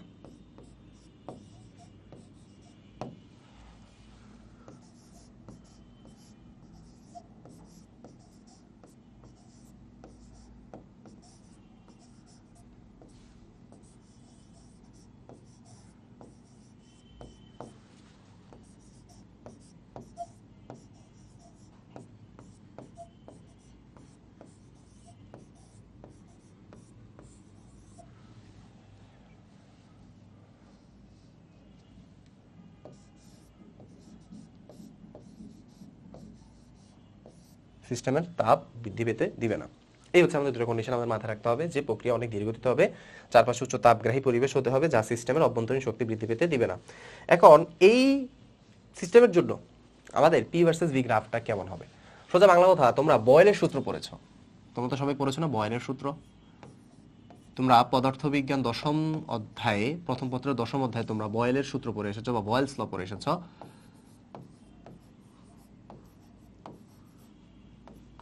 বয়েলস ল, তো বয়েলস লটা আমাকে কি বলে, যে আমার একটা সিস্টেমে নির্দিষ্ট তাপমাত্রায় নির্দিষ্ট পরিমাণ পদার্থ যদি থাকে তবে তার আয়তন হবে তার উপর প্রযুক্ত চাপের ব্যস্তানুপাতিক। আমি যদি বয়েলের সূত্রটা আবার একটু তোমাদেরকে রিক্যাপ করে আসি, সেটা হচ্ছে যে আমাদের বয়েলের সূত্র আমাকে কি বলে, বয়েলস ল আমাকে বলে যে আমার একটা সিস্টেম যদি থাকে, একটা সিস্টেমের মধ্যে যে আয়তন হবে বা একটা গ্যাসের যে আয়তন হবে, সেই আয়তনটা হবে তার উপর প্রযুক্ত চাপের ব্যস্তানুপাতিক। কন্ডিশনটা কি হতে হবে? অবশ্যই সেখানে যেই তাপমাত্রা হবে, তাপমাত্রাটা হবে ফিক্সড বা স্থির তাপমাত্রায়, স্থির তাপমাত্রায়, স্থির তাপমাত্রায়। তো এইখান থেকে পরবর্তীতে আমরা যদি এটাকে ম্যাথমেটিক্যালি আর একটু সহজ করতে চাই, v is equals to k into 1/p লিখতে পারি। পরবর্তীতে আমরা এখানে লিখতে পারি pv is equals to k। তাহলে এই যে pv is equals to k, এখান থেকে পরবর্তীতে আমাদের ম্যাথমেটিক্যাল এক্সপ্রেশনটা আসে p1 v1 is equals to p2 v2, p1 v1 is equals to p2 v2। এই হচ্ছে আমাদের বয়েলের সূত্র। তো এই বয়েলের সূত্রটা কেন আমরা আমাদের সমষ্ণ প্রক্রিয়া ব্যবহার করব? জাস্ট বিকজ আমাদের সমষ্ণ প্রক্রিয়াতে চাপ বা তাপমাত্রা আমাদের ফিক্স থাকছে, যে এখানে আমাদের স্থির তাপমাত্রা ফলো করছে। স্থির তাপমাত্রা এই যে কন্ডিশন এটা ফলো করছে, তার মানে এটাকে আমরা বলতে পারি আইসোথার্মাল প্রসেস, বা আইসোথার্মাল প্রসেসের জন্য আমার ভি এবং পি এর মাঝে সম্পর্ক আইসোথার্মাল। এখন এই গ্রাফটা কেমন হবে আমরা একটু দেখি, যে এটার গ্রাফটা জেনুইনলি আমি যদি এক্স অ্যাক্সিস বরাবর এখানে ভি নেই আর ওয়াই অ্যাক্সিস বরাবর যদি পি নেই, তাহলে গ্রাফটা হবে একটা আয়তাকার অধিবৃত্তাকৃতির, আয়তাকার অধিবৃত্তাকার। কেমন হবে? P is proportional to 1/v। এটা রিজনটা হচ্ছে যে এই ইকুয়েশনটা হচ্ছে জেনুইনলি আমাদের xy is equals to C এর মতো। এই xy is equals to C, এই ইকুয়েশনটা হচ্ছে আলটিমেটলি আমাদের আয়তাকার অধিবৃত্ত। তো এই আয়তাকার অধিবৃত্ত হওয়ার একটা মানে সিগনিফিকেন্স হচ্ছে যে এটা এক্স অ্যাক্সিসকেও টাচ করবে না, ওয়াই অ্যাক্সিসকেও টাচ করবে না, বাট কন্টিনিউয়াস একটা ডাউনওয়ার্ড স্লোপ নিয়ে গ্রাফটা চলতে থাকবে। তার মানে এটা হচ্ছে আমাদের আয়তাকার অধিবৃত্তার গ্রাফ, আয়তাকার অধিবৃত্তাকার। এটা তোমাদের এমসিকিউর জন্য ইম্পর্টেন্ট একটা পোর্শন, মাথায় রাখতে পারো, আয়তাকার অধিবৃত্তাকার। ঠিক আছে, এটা এমসিকিউর জন্য মনে রাখতে পারো, এমসিকিউ। আচ্ছা, তো তাহলে এখন আসি আমরা সমষ্ণ প্রক্রিয়ায় যাই, যে এখানে আমাদের দেখো গ্রাফটাও কেমন হচ্ছে। এই যে দেখো, তুমি যদি এ থেকে বিতে যদি তুমি একটা প্রসেসকে নিয়ে যাও বা একটা সিস্টেমকে তুমি তাপ দিয়ে নিয়ে যাও, তাহলে আমরা যে গ্রাফটা পাবো সেটা হচ্ছে এরকম একটা ডাউনওয়ার্ড স্লোপিং গ্রাফ, বাট যেটা কখনোই এক্স অ্যাক্সিসকেও টাচ করবে না, ওয়াই অ্যাক্সিসকেও টাচ করবে না। তো এই গ্রাফটা হচ্ছে আমাদের P is proportional to 1/v এর গ্রাফ, বা PA VA is equals two PV VB। অর্থাৎ এই পয়েন্টে যদি আমাদের আয়তনটা VA হয়, চাপটা PA হয়, এই পয়েন্টে যদি আমাদের আয়তনটা VB হয় আর চাপটা যদি PV হয়, তাহলে এই দুটো জিনিসকে হচ্ছে যে আমরা মার্জ করে এখানে একটা গ্রাফ ফলো করতে পারি। আচ্ছা, এখন হচ্ছে আমরা এই সমষ্ণ প্রক্রিয়ার জন্য সিস্টেমের কৃতকাজ এটা একটু আমরা ব্যাখ্যা করব। তো এখানে আমাদের অবশ্য সূত্রটা দেওয়া আছে, বাট আমরা সূত্রটা একটু প্রুফ করব। সূত্রটা আমরা প্রুফ করে দেন হচ্ছে যে এখান থেকে কাজ শুরু করব বা কাজ করব। তো দেখো, সিস্টেমের কৃতকাজ কিভাবে বের করতে পারি? nRT ln v2 by df by v1 দেয়া আছে এখানে। তো আমরা জানি যে কাজের সার্বজনীন সূত্র হচ্ছে W is equals to integration of V initial বা ভি ওয়ান থেকে, যদি যেহেতু ইনিশিয়াল দেওয়া হচ্ছে আমরা ইনিশিয়াল দিলাম, ভি ইনিশিয়াল থেকে V final P del V বা পি ডি ভি। এখন আমরা যদি এই ক্ষেত্রে ইকুয়েশনের দিকে লক্ষ্য করি, ইকুয়েশনের দিকে আমরা লক্ষ্য করলে আমরা ওই যে চাপ বা হচ্ছে যে আদর্শ গ্যাসের গতিতত্ত্ব থেকে আমরা একটা জিনিস লিখতে পারতাম যে P DV is equals to N R টি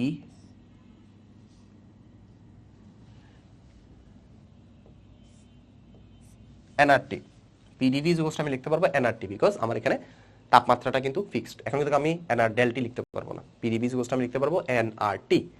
আচ্ছা ফাইন, তাহলে এখন আমি যদি পি এর মানটা এখানে বসাতে চাই, পি এর মান আমি লিখতে পারবো এখানে কি, সরি ডিভি এর মানটা যদি আমি এখানে বসাতে চাই, না আমি এখানে যে জিনিসটা বসাবো সেটা হচ্ছে, সরি আমরা এই জিনিসটা না আনি, আমরা PV is equals to NRT দিয়ে করি। পিভি ইজ ইকুয়ালস টু হচ্ছে এনআরটি, তাহলে এখানে আমরা লিখতে পারবো যে P is equals to NRT by V, P is equals to NRT by V. তাহলে আবার আমরা যদি ইকুয়েশনে P is equals to NRT by V বসাই দেই, দেখি তো আমাদের কি দাঁড়ায় জিনিসটা, ভি ইনিশিয়াল থেকে V final NRT by V, NRT by V, এখানে হচ্ছে আমাদের একটা ডিভি। তাহলে এই ইকুয়েশন থেকে আলটিমেটলি আমরা যদি এনআরটি কে বাইরে নিয়ে আসি, NRT integration of V one বা V initial to V final, এখানে আমরা লিখতে পারবো DV by V, DV by V. তাহলে পরবর্তীতে আমাদের ইকুয়েশনটা যদি আমরা দেখি, ইকুয়েশনটা দাঁড়াবে কি এখানে, N R T one by V, এটাকে ইন্টিগ্রেট করলে আমরা পাবো লন ভি, আমাদের আপার লিমিট হবে ভি ফাইনাল আর লোয়ার লিমিট হবে ভি ইনিশিয়াল, ভি ফাইনাল। তাহলে আলটিমেটলি আমরা যদি পরবর্তীতে লিমিটগুলো বসিয়ে দিই, আমরা কি পাবো, N R T ln V final minus ln V initial. পরবর্তীতে আমরা ইকুয়েশনটা লিখতে পারি যে N R T ln V final by V initial. এই হচ্ছে আমাদের কৃতকাজের সূত্র, যেটা আমরা আসলে আলটিমেটলি এখানে দেখতে পাই যে আমাদের সমস্ত প্রক্রিয়ায় কৃতকাজের সূত্র হবে NRT ln V final by V initial, বা আমাদের শেষ আয়তন বাই আদি আয়তন, এটা মাথায় রাখতে হবে। ওকে, ভেরি গুড। এখন আসি আমরা এখান থেকে একটা ম্যাথ সলভ করি যে 20 ডিগ্রি সেন্টিগ্রেড তাপমাত্রায় ও 2.5 × 10⁵ প্যাসকেল চাপে একটি সিলিন্ডারের পিস্টন সিস্টেমে বা সিলিন্ডারের পিস্টন সিস্টেমে 16 গ্রাম অক্সিজেন গ্যাস আবদ্ধ আছে। ওকে, এখন ধীরে ধীরে চাপ প্রয়োগ করে সিলিন্ডারের অভ্যন্তরে চাপ দ্বিগুণ করা হলো, নির্গত তাপের পরিমাণ নির্ণয় করো।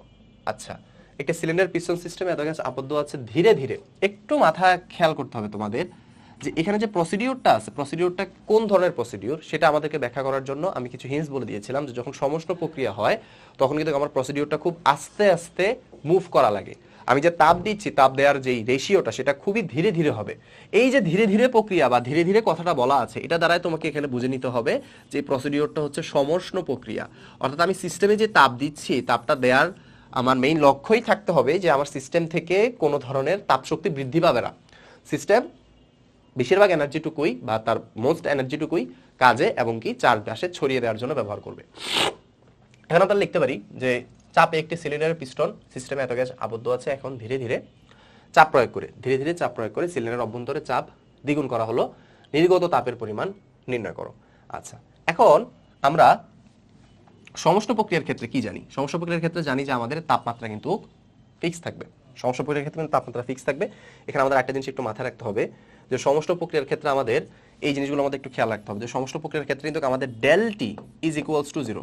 তো del T is equals to যদি 0 হয় তাহলে আমাদের যে ইউটা হবে, ডেল ইউটা হবে, এই ডেল ইউটা হবে কি বলতো, N R F by two N R del T. তো del T is equals to যদি 0 হয়, কারণ আমাদের এখানে টোটাল ডেল ইউ যে মানটা আছে, ডেল ইউর মানটাই হচ্ছে আলটিমেটলি 0।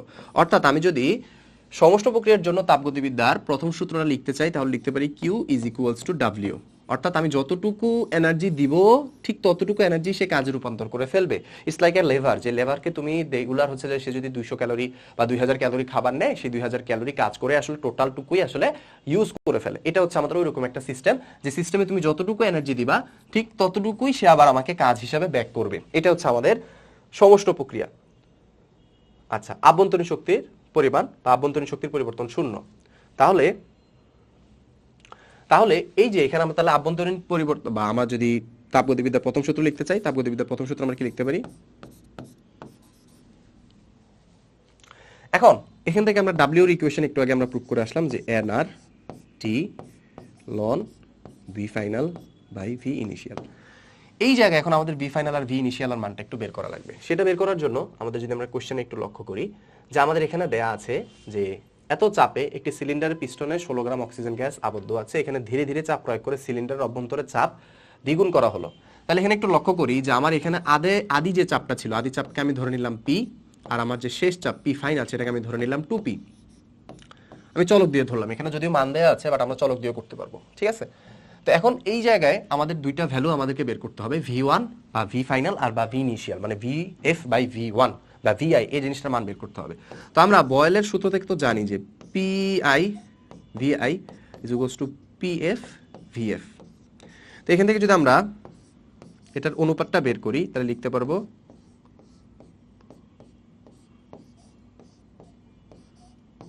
এই যে V final by V initial.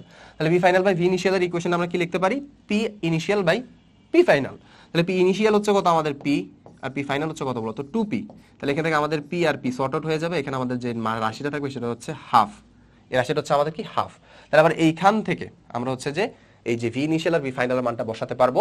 But এখানে আমাদের আরেকটা জিনিসের মান বের করে আনতে হবে, সেটা হচ্ছে এন, আমাদের মোল সংখ্যা যেহেতু আমাদের এখানে 16 গ্রাম অক্সিজেন দেয়া আছে, তার মানে আমরা যদি মোল সংখ্যা বের করতে চাই সেটা হবে আমাদের 16/32 ইজ ইকুয়ালস টু 0.5 মোল। 0.5 মোল। আমাদের যে টেম্পারেচার আছে টি এর মান দেয়া আছে 20 ডিগ্রি সেন্টিগ্রেড, বা যেটাকে আমি বলতে পারবো 293 কেলভিন। এই হচ্ছে আমাদের ডেটাগুলো। এখন আমরা ডেটাগুলো জাস্ট হচ্ছে এখানে ইনপুট করি, তাহলে আমরা আলটিমেটলি আমাদের যে কিউ এর ভ্যালুটা আছে সেটা পেয়ে যাবো। যেহেতু সমষ্ট প্রক্রিয়া, তার মানে এখানে আমরা আলটিমেটলি কি পাবো, যতটুকু আমি তাপ শক্তি দিব ঠিক ততটুকুই আমি কাজ পাচ্ছি। বা আমি যদি এখানে শুধু নির্গত তাপের পরিমাণ বের করতে চাই সেটা হচ্ছে আমার আলটিমেটলি কৃত কাজের পরিমাণ। তাহলে আমাদের এখানে যে এন এর মান হবে আমাদের এখানে 0.5, আর এর মান আমরা সবাই জানি 8.314, টি হচ্ছে এখানে 298, আর এখানে ln V final by V initial এটা হচ্ছে আমাদের এখানে হাফ বা 0.5। তার মানে এখান থেকে আলটিমেটলি আমরা যদি মানটা বের করতে চাই তাহলে লিখতে পারি 0.5 ইন্টু 8.314 ইন্টু 298 লন 0.5 লন 0.5। আচ্ছা, তাহলে এই যে আমাদের এখানে কিউ এর মানটা আমরা কি পাবো, এখানে নেগেটিভ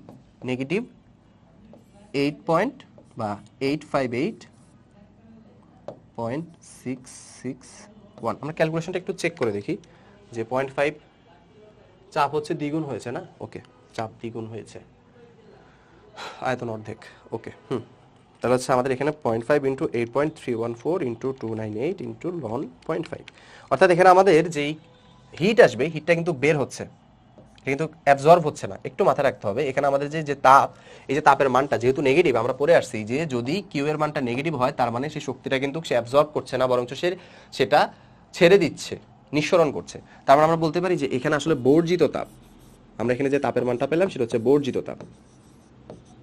বর্জিত তাপ কিউ ইজ ইকুয়ালস টু, আমরা বলতে পারি যদি বর্জিত কথাটা লিখে ফেলি তাহলে আমাদের মাইনাস দেওয়ার কোনো দরকার নেই। আমরা যদি বর্জিত কথাটা লিখেই ফেলি তাহলে আমাদের মাইনাস দেওয়ার কোনো দরকার নেই। আমরা ডিরেক্টলি তখন বলতে পারবো যে বর্জিত তাপ হলো 858.661 জুল। এই জিনিসটা হচ্ছে আমাদের বর্জিত তাপের। ওকে, এখানে বলে দেওয়া আছে যে নির্গত তাপ বা বর্জিত তাপ একই জিনিস। ওকে, তো এই গেল আমাদের সমষ্ণ প্রক্রিয়ার। এরপর আসি সমষ্ণ প্রক্রিয়ার ক্ষেত্রে প্রযোজ্য হলো আমাদের হচ্ছে সমষ্ণ প্রক্রিয়ার ক্ষেত্রে প্রযোজ্য কি, যে এই প্রক্রিয়ার তাপমাত্রা স্থির থাকে। ইয়েস, আচ্ছা এখানে আই গেস তাপমাত্রা স্থির থাকে না হবে, এখানে চা না দিয়ে এখানে আই গেস এটা না হবে, তাপমাত্রা স্থির থাকে না হবে, ঠিক আছে। তো তাপমাত্রা স্থির থাকে না, এটা তো কারেক্ট না, এটা ভুল, কারণ সমষ্ণ প্রক্রিয়ার তাপমাত্রাকে স্থির থাকতেই হয়। এই প্রক্রিয়া DQ is equals two DW. Yes, এই প্রক্রিয়া সিস্টেম এবং পরিবেশের মধ্যে তাপের আদান প্রদান হয়, সিস্টেম এবং পরিবেশের মাঝে তাপের আদান প্রদান হয়। ইয়েস, তার মানে এখানে অ্যান্সার হবে 2, 3। Very good. Okay fine. এবার আসি আমাদের সিপি এবং সিভি এর অনুপাত গামা। সিপি এবং সিবি এর অনুপাত গামা, এটা খুবই একটা ইম্পর্টেন্ট রাশি আমাদের জন্য। গামার অনুপাত এটা বোঝা আমাদের জন্য খুবই গুরুত্বপূর্ণ।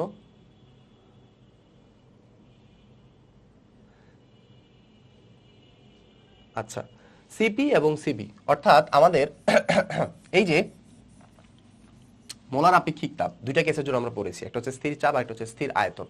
তাহলে স্থির চাপ এবং স্থির আয়তনের জন্য যে মোলার আপেক্ষিক তাপটা হবে, যে মোলার আপেক্ষিক তাপ হবে, সেই মোলার আপেক্ষিক তাপ ইজ ইকুয়ালস টু, বা সেই মোলার আপেক্ষিক তাপের যে অনুপাত সিপি বাই সিভি, এটার অনুপাত হচ্ছে আমাদেরকে বলা হয় গামা। এটা খুব একটা সিগনিফিকেন্স রাশি, যে দুইটার অনুপাতকে আমরা বলবো গামা। এখন এই গামা থেকে যদি আমরা মান বের করতে চাই, কিভাবে করতে পারি? আমরা জানি যে CP minus CV is equals to R. তাহলে আমরা যদি উপরের এই যে দুইটা সমীকরণ আছে, এই দুটো সমীকরণ যদি প্রুভ করতে চাই, কি করা লাগবে আমাদের? একটু লক্ষ্য করে আমরা জিনিসগুলো একটু সাইডে নিয়ে আসি, যে আমরা জানি যে এখানে আমাদের CP by CV is equals to হচ্ছে গামা, আর আরেকটা শর্ত আমরা লিখতে পারি যে CP minus CV is equals to হচ্ছে আর। তাহলে এখান থেকে আমরা লিখতে পারবো কি? এখানে আমরা একটা জিনিস লিখতে পারবো যে CP is equals to gamma CV, CP is equals to হচ্ছে গামা সিভি। তাহলে এখান থেকে আমরা বলতে পারি যে কি CP minus CV is equals to R. আমরা সিপির মানটা বসাই দিই, তাহলে কি হবে? Gamma CV minus CV is equals to হচ্ছে আর। তাহলে এখান থেকে আমরা লিখতে পারবো যে, আমরা যদি গামাটা কমন নিয়ে নেই, আমরা যে সিবিটা কমন নিয়ে নেই, লিখতে পারবো গামা মাইনাস 1 ইন্টু আর, অর্থাৎ at the end of the day আমি লিখতে পারবো CV is equals to R by gamma minus 1, R by gamma minus 1। এটা হচ্ছে আমাদের এই শর্তটা প্রুভ হয়ে গেল, বা এই সমীকরণটা প্রুভ হয়ে গেল। এরপরে আমরা যদি সিপির মানটা বের করতে চাই, আরো ইজি, কারণ আমরা দেখে আসলাম যে CP by CV is equals to হচ্ছে আর, তাই না? CP by CV is equals to R. তাহলে আমরা এখান থেকে পরবর্তীতে যদি সিভির মানটা বসিয়ে দিই, সিভির যে মান আমরা পেলাম সেটা হচ্ছে কি R by gamma minus 1, R by gamma minus 1। তাহলে আমরা এখান থেকে আর লিখতে পারবো, আচ্ছা সিভি হচ্ছে গামা, সরি এখানে আর না, এটা হবে গামা, আচ্ছা গামা। তাহলে পরবর্তীতে এই কোয়েশনে যদি ওই পাশে চলে যায়, তাহলে আমরা লিখতে পারবো হচ্ছে CP is equals to R into gamma by gamma minus 1। এই ইকুয়েশনটা হচ্ছে আমাদের সিভি এর ইকুয়েশন, বা সিভি এর সাথে আমাদের আর এবং গামার সম্পর্ক। এই দুইটা সমীকরণ আমরা প্রুফ করতে পারলাম। কিভাবে করব? প্রথমে আমাদের CV by CV is equals to gamma, এটাকে আমরা জানি। এরপর CV minus CV is equals to R, সেখানে আমরা CV is equals to gamma CV বসালাম, এই যে ইকুয়েশনে বসালাম। বসানোর পরবর্তীতে কমন নেওয়ার পরে আমরা CV is equals to R by gamma minus 1, and then হচ্ছে আমরা CV by CV is equals to যদি গামা হয়, তাহলে সিপি বাই আর, মানে মানটা আমরা যে সিভির মান আছে মানটা বসিয়ে দিলাম। পরবর্তীতে ডান পাশ থেকে বাম পাশে নিয়ে গিয়ে, বা বাম পাশ থেকে ডান পাশে নিয়ে যাওয়ার পরে আমরা সিপির মানটা R into gamma by gamma minus 1 পেয়ে গেলাম। এখন আসি আমরা গামায়ের সাথে স্বাধীনতার মাত্রা, বা স্বাধীনতার মাত্রার সম্পর্ক, গামায়ের সাথে স্বাধীনতার মাত্রার সম্পর্ক। খেয়াল করো যে বিভিন্ন গঠন বিশিষ্ট, আমরা গত ক্লাসে আমরা হচ্ছে যে স্বাধীনতার মাত্রা নিয়ে পড়েছিলাম, যে এক পারমাণবিক গ্যাসের জন্য স্বাধীনতার মাত্রা একরকম হয়, দ্বিপারমাণবিক গ্যাসের জন্য স্বাধীনতার মাত্রা একরকম হয়, আবার ত্রিপারমাণবিক বা বহুপারমাণবিক গ্যাসের জন্য স্বাধীনতার মাত্রা একরকম হয়। তো এর ক্ষেত্রে দেখো, গ্যাসের পারমাণবিক গঠনের ক্ষেত্রে যে আমরা স্বাধীনতার মাত্রা যখন এক পারমাণবিক গ্যাসের জন্য চিন্তা করব, হিলিয়াম, নিয়ন, আর্গন, তখন হচ্ছে আমাদের 3, তখন হচ্ছে যে আমাদের মোলার তাপ ধারণ ক্ষমতার অনুপাত হবে 1 প্লাস, বা আমাদের যে সূত্রটা হবে মোলার তাপ ধারণ ক্ষমতার যে সূত্র গামার সূত্র হবে তোমার 1 plus 2 by F, 1 plus 2 by F. এই সূত্র দিয়ে আমরা ব্যবহার করে আমরা এই মানগুলো বের করতে পারি 1 প্লাস 2 বাই এফ। যেমন দেখো এখানে আমাদের 3, তাহলে আমাদের 1 plus 2 by 3, 5 by 3 is equals to 1.67। এরপরে যদি দ্বিপারমাণবিক গ্যাস হয় 5, এক্ষেত্রে আমাদের কি হচ্ছে 1 plus 2 by 5 is equals to 7 by 5, 1.4। বহুপারমাণবিক গ্যাসের ক্ষেত্রে যদি কার্বন ডাইঅক্সাইড বা রৈখিক হয়, রৈখিক হলে সেই ক্ষেত্রে আমাদের স্বাধীনতার মাত্রা একটা কমে যাবে, তার ভাইব্রেশনটা আসবে না। তো সেই ক্ষেত্রে হচ্ছে যে আমাদের 1 plus 2 by 5 is equals to 7 by 5, 1.4। এবং অরৈখিক বহুপারমাণবিকের ক্ষেত্রে আমাদের এই যে সালফার ডাইঅক্সাইড, অ্যামোনিয়া, এটার জন্য যদি আমাদের স্বাধীনতার মাত্রা 6 হয়, তাহলে কি হবে 1 plus 2 by 6 is equals to 4 by 3 বা 1.33। তো আমাদের এই মানগুলো একটু মনে রাখা দরকার, যে এক পারমাণবিক গ্যাস হলো 1.67, দ্বিপারমাণবিকের জন্য হচ্ছে 1.4, আর বহুপারমাণবিক গ্যাসের জন্য হবে আমাদের 1.33। এই মানগুলো আমাদের খুবই খুবই খুবই গুরুত্বপূর্ণ, আমাদের বহু ম্যাথের জন্য লাগবে। এরপরে আসে আমরা রুদ্ধতাপীয় প্রক্রিয়া। তো রুদ্ধতাপীয় প্রক্রিয়ার ক্ষেত্রে যেই প্রক্রিয়া হচ্ছে যে আমরা জানি যে সিস্টেমের চাপ, আয়তন, তাপমাত্রার পরিবর্তন হয়, কিন্তু কোনো ধরনের পরিবেশের সাথে তাপের আদান প্রদান হয় না, তাকে রুদ্ধতাপীয় প্রক্রিয়া বলে। অর্থাৎ আমি পরিবেশের সাথে কোনো ধরনের হিট আদান প্রদান করতেছি না, আমি টোটালি আইসোলেটেড। আমার একটা সিস্টেম যদি এমন হয় যে আমার একটা সিলিন্ডার, যেটা হচ্ছে আমাদের ফ্লাক্স টাইপের চিন্তা করতে পারো, পানির ফ্লাক্স, যেগুলোর মধ্যে হচ্ছে যে তাপমাত্রা অনেক দিন ধরে বদ্ধ থাকে, যেখানে হচ্ছে যে পানি অনেক দিন গরম থাকে। তো আমরা যদি এটা চারপাশে একটা লেয়ার চিন্তা করি, একটা লেয়ার বা একটা হচ্ছে যে তাপ অপরিবাহী আস্তরণ, যার মধ্যে দিয়ে হচ্ছে কোনোভাবেই হিটটা বের হয়ে আসতে পারবে না। যদি এমন একটা সিস্টেম হয় যে টোটাল হচ্ছে কি বলতো তাপ অপরিবাহী, তাপ অপরিবাহী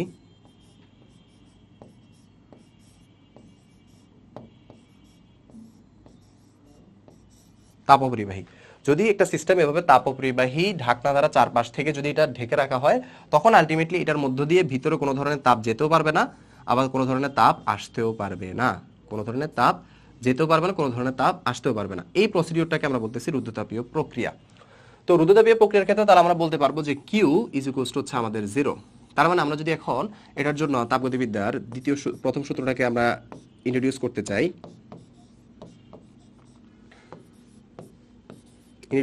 তাহলে কি লিখতে পারি আমরা, ডেল কিউ, এটার মান হচ্ছে 0, বা তাপের কোনো ধরনের আদান প্রদান হচ্ছে না, তাপ শক্তির কোনো পরিবর্তন হচ্ছে না, সিস্টেম সিস্টেমের মতোই আছে, সিস্টেম বাইরের পরিবেশের সাথে কোনো ধরনের তাপীয় সম্পর্ক রাখছে না। তাহলে ডেল ইউ এটা তো থাকবেই, ডেল ডাব্লিউ এটাও থাকবে। তার মানে আলটিমেটলি আমরা যদি এখানে সূত্রটা বের করতে চাই যে ডেল ডাব্লিউ বা কতটুকু কৃতকাজ সিস্টেমে করবে, সেটা হবে মাইনাস ডেল ইউ। অর্থাৎ এটার একটা সিগনিফিকেন্স হচ্ছে, জাস্ট নর্মালি চিন্তা করে দেখো, আমরা যখন রোজা থাকি, আমরা যখন ফাস্টিং অবস্থানে থাকি, তখন হচ্ছে যে আমরা সারাদিন কিছুই খাই না, একটা সময় সেরি আর ইফতার, মাঝখানে আমরা কিছুই খাই না। সো এই টাইমটা আসলে আমরা কিভাবে সার্ভাইভ করি, আমাদের বডিতে কিছু ফ্যাট স্টোর থাকে বা কিছু এনার্জি আগে থেকে স্টোর্ড অবস্থানে থাকে, ওই স্টোর্ড এনার্জিগুলো ইউজ করে আসলে আমরা সারাদিনের কাজকর্মগুলো করে থাকি। সো এখানেও আলটিমেটলি এই জিনিসটাকে প্রুভ করা হয় যে del W is equals to হচ্ছে ডেল ইউ, অর্থাৎ আমাদের যে কৃতকাজটা টোটালি হবে তার আভ্যন্তরীণ শক্তিকে ব্যবহার করে, তার ভিতরের যে এনার্জি আছে সেই এনার্জিটাকে ব্যবহার করে আলটিমেটলি সে কাজটা করবে। এটাকে আমরা জাস্ট লাইক ফাস্টিং এর মতো চিন্তা করতে পারি, জাস্ট লাইক ফাস্টিং।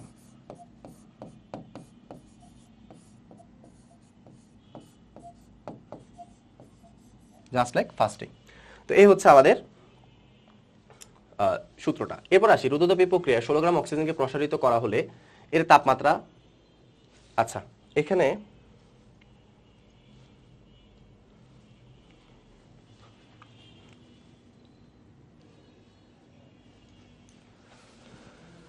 আচ্ছা এখন আমরা রুদ্ধতাপীয় প্রক্রিয়ায় চাপ ও আয়তনের মাঝে সম্পর্ক এটা নির্ণয় করব। তো রুদ্ধতাপীয় প্রক্রিয়ায় চাপ এবং আয়তনের মাঝে সম্পর্ক হচ্ছে যে পিভি ইন্টু গামা বা PV to the power gamma is equals to হচ্ছে ধ্রুবক বা কনস্ট্যান্ট।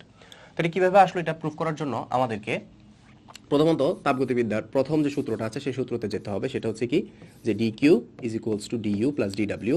তোমাদের কাছে এই সূত্রটা কি নতুন মনে হতে পারে, বাট আসলে আমরা তাপমাত্রার পরিবর্তন ডেল দ্বারাও প্রকাশ করতে পারি, যে কোনো জিনিসের পরিবর্তন ডেল এবং ডি যে কোনো দ্বারাই প্রকাশ করতে পারি। যদি খুবই ক্ষুদ্র ক্ষুদ্র পরিবর্তন হয় তখন আমরা ডি দ্বারা প্রকাশ করে থাকি, যদি খুব বৃহৎ পরিবর্তন হয় সেটাকে আমরা ডেল দ্বারা প্রকাশ করি। সেই ক্ষেত্রে আমরা তাপগতিবিদ্যার প্রথম সূত্রটাকে D Q is equals to DU plus DW. এখন আমরা জানি যে যখন একটা প্রক্রিয়া স্থির আয়তনে হয়, একটা তাপগতিক প্রক্রিয়া যখন স্থির আয়তনে হয়, সেই স্থির আয়তনের প্রক্রিয়ায় ডি কিউ বা স্থির আয়তন প্রক্রিয়া আমরা জানি যে স্থির আয়তন প্রক্রিয়ায় আমাদের d Q is equals to dU. Eventually সেই ক্ষেত্রে আমাদের এই যে ডি কিউ যে মানটা আছে, এই যে ডি কিউ যে মান, এই ডি কিউকে আমরা লিখতে পারি কি N CV dT is equals to dU. কেন? কারণ এটা হচ্ছে আমাদের সম আয়তন প্রক্রিয়ায়, সম আয়তন প্রক্রিয়া। তাহলে এই সময়তের একটা প্রক্রিয়া যদি আমরা চিন্তা করি, যে ধরো আমাদের কাছে এখানে একটা সিলিন্ডার আছে, এখানে আমাদের কাছে একটা সিলিন্ডার আছে, এই সিলিন্ডারের মধ্যে আমরা স্থির আয়তনে গ্যাসটার মধ্যে বাইরে থেকে আমরা হিট দিচ্ছি, স্থির আয়তনটাকে স্থির রেখে, তারা আমরা সেটার আভ্যন্তরীণ শক্তির যে পরিবর্তন সেটাকে আমরা লিখতে পারি কি এন সিভি ডিটি।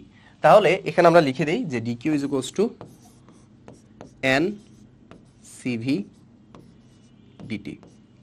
আর ডিডাব্লিউ ডিডাব্লিউ যে ইকুয়েশন আছে সেটার ক্ষেত্রে আমরা এই ডিডাব্লিউ ইকুয়েশনটাকে বলতে পারি পিডিভি, বা যেটাকে আমরা ইন্টিগ্রেশন অফ পিডিভি বলেছিলাম সেটা। তো এখন আসি আমরা যে পিডিভি যদি লিখি বা চাপ ইনটু আয়তনের পরিবর্তন, তো আমরা জানি যেহেতু রুদ্ধতাপীয় প্রসেস, অর্থাৎ আমার প্রসেসটার মধ্যে হচ্ছে যে কোনো ধরনের তাপের আদান প্রদান হচ্ছে না, তার মানে আমরা ধরে নিতে পারি যে এক্ষেত্রে ডিকিউ এর মানটা হচ্ছে 0 রুদ্ধতাপীয় প্রসেস হওয়ার কারণে, কারণ আমরা এখানে সম্পর্কটা বের করছি রুদ্ধতাপীয় প্রক্রিয়ার জন্য। তাহলে ডিকিউ ইকুয়াল টু যদি 0 হয়, এটা হচ্ছে 0, তাহলে আমি এখানে লিখতে পারি কি N CV dT is equals to হচ্ছে বা প্লাস হচ্ছে পিডিভি প্লাস পিডিভি প্লাস হচ্ছে পিডিভি। এখন আমাদের এইটাকে আমরা 1 নং ইকুয়েশন দিয়ে রেখে দেব। এটা তো আমাদের কোনো কাজ নেই, এটা আমরা 1 নং ইকুয়েশন দিয়ে রেখে দিব। এরপরে আমরা 1 মোল গ্যাসের জন্য 1 মোল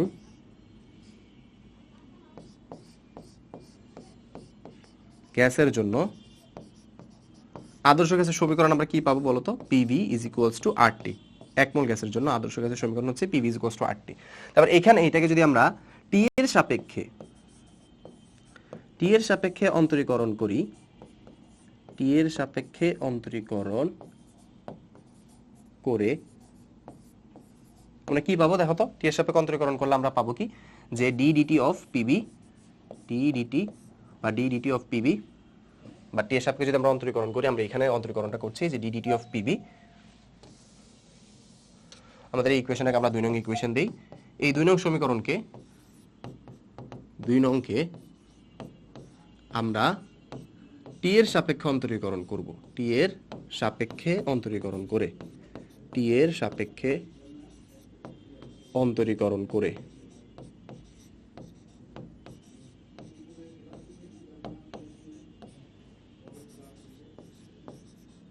T এর সাপেক্ষে অন্তরীকরণ করে, তাহলে T এর সাপেক্ষে অন্তরীকরণ করলে আমরা কি পাবো? ddt of PB is equals to T dt of RT। তাহলে এখান থেকে পরবর্তীতে আমরা যদি P কে একবার স্থির ধরে বা হচ্ছে যে আমরা UV যে ডিফারেন্সিয়েশন জানি সেই ডিফারেন্সিয়েশন মেথড যদি করি, তাহলে P dV dt plus V dP dt, আর এখানে আমরা 8টাকে বাইরে নিয়ে এসে T কে ডিফারেন্সিয়েট করলে পাবো 1। এর পরবর্তীতে উভয় পক্ষকে যদি আমরা dt দ্বারা গুণ করে দেই, তাহলে ইকুয়েশন পাবো P dV plus V dP is equals to R dt। এবার আমাদের কাজ হবে এখান থেকে dt এর মানটা বের করা। আমরা যদি এখান থেকে dt এর মানটা বের করতে পারি, dt is equals to হবে আমাদের তাহলে কি, যে PdV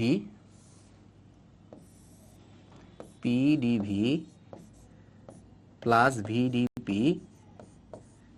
বাই R। এটা হচ্ছে আমাদের dt এর মান। এই dt এর মানটা এখন আমরা 1 নং সমীকরণে বসাবো। dt এর মান 1 নং সমীকরণে বসিয়ে পাই dt এর মান 1 নং সমীকরণে বসিয়ে। দেখো dt এর মান 1 নং সমীকরণে বসাবো কিভাবে? আমরা dt এর মান কি পেলাম? dt is equals to পেলাম আমরা এখানে PdV VdP বাই R। আর এখানে আমরা যে ইকুয়েশনটা পেলাম 1 নং ইকুয়েশনটা যদি আমরা একটু দেখে আসি, 1 নং ইকুয়েশন হচ্ছে আমাদের NCV/dt plus PdV, NCV/dt plus PdV।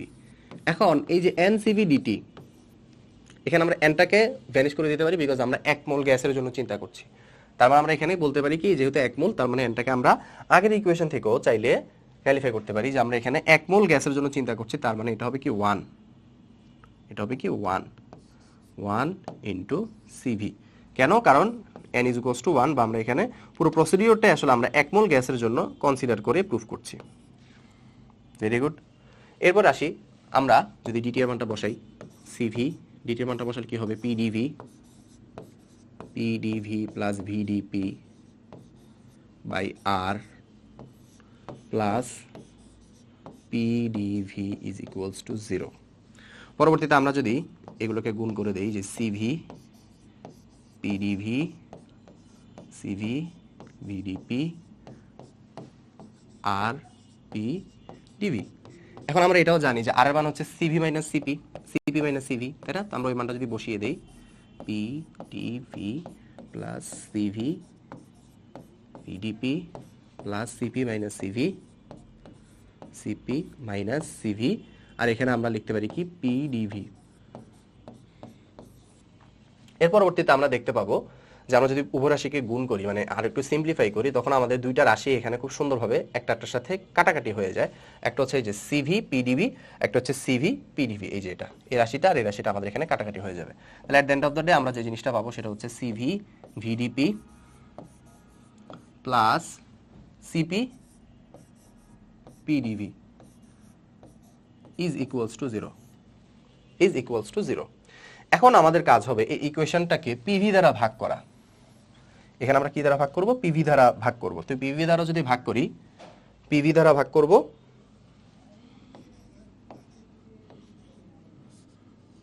PV দ্বারা ভাগ করে পাই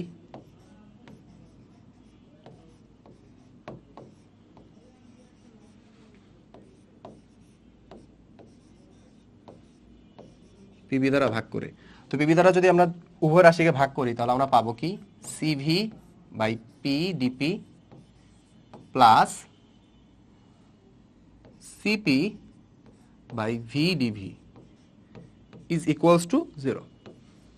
পরবর্তীতে আমরা আবার পুরো ইকুয়েশনটাকে সিবি দ্বারা ভাগ করব। সিবি দ্বারা ভাগ করলে আমরা ইকুয়েশন পাবো ডিপি বাই পি প্লাস এখানে পাবো CP by CV into dV by V is equals to 0। তো পরবর্তীতে আমরা তো জানি যে সিপি বাই সিভি এটাকে আমরা বারবারই বলে এসেছি গামা, আমাদের মোলার আপেক্ষিক তাপদ্বয়ের অনুপাত গামা। এটা হচ্ছে আমাদের dV by V is equals to হচ্ছে 0। তাহলে আবার এখান থেকে আলটিমেটলি আমরা যদি জিনিসটাকে আরো কি করি, ইন্টিগ্রেট করি। এখন আমাদের কাজ হচ্ছে আমরা উভয় পক্ষকে ইন্টিগ্রেট করব। After integration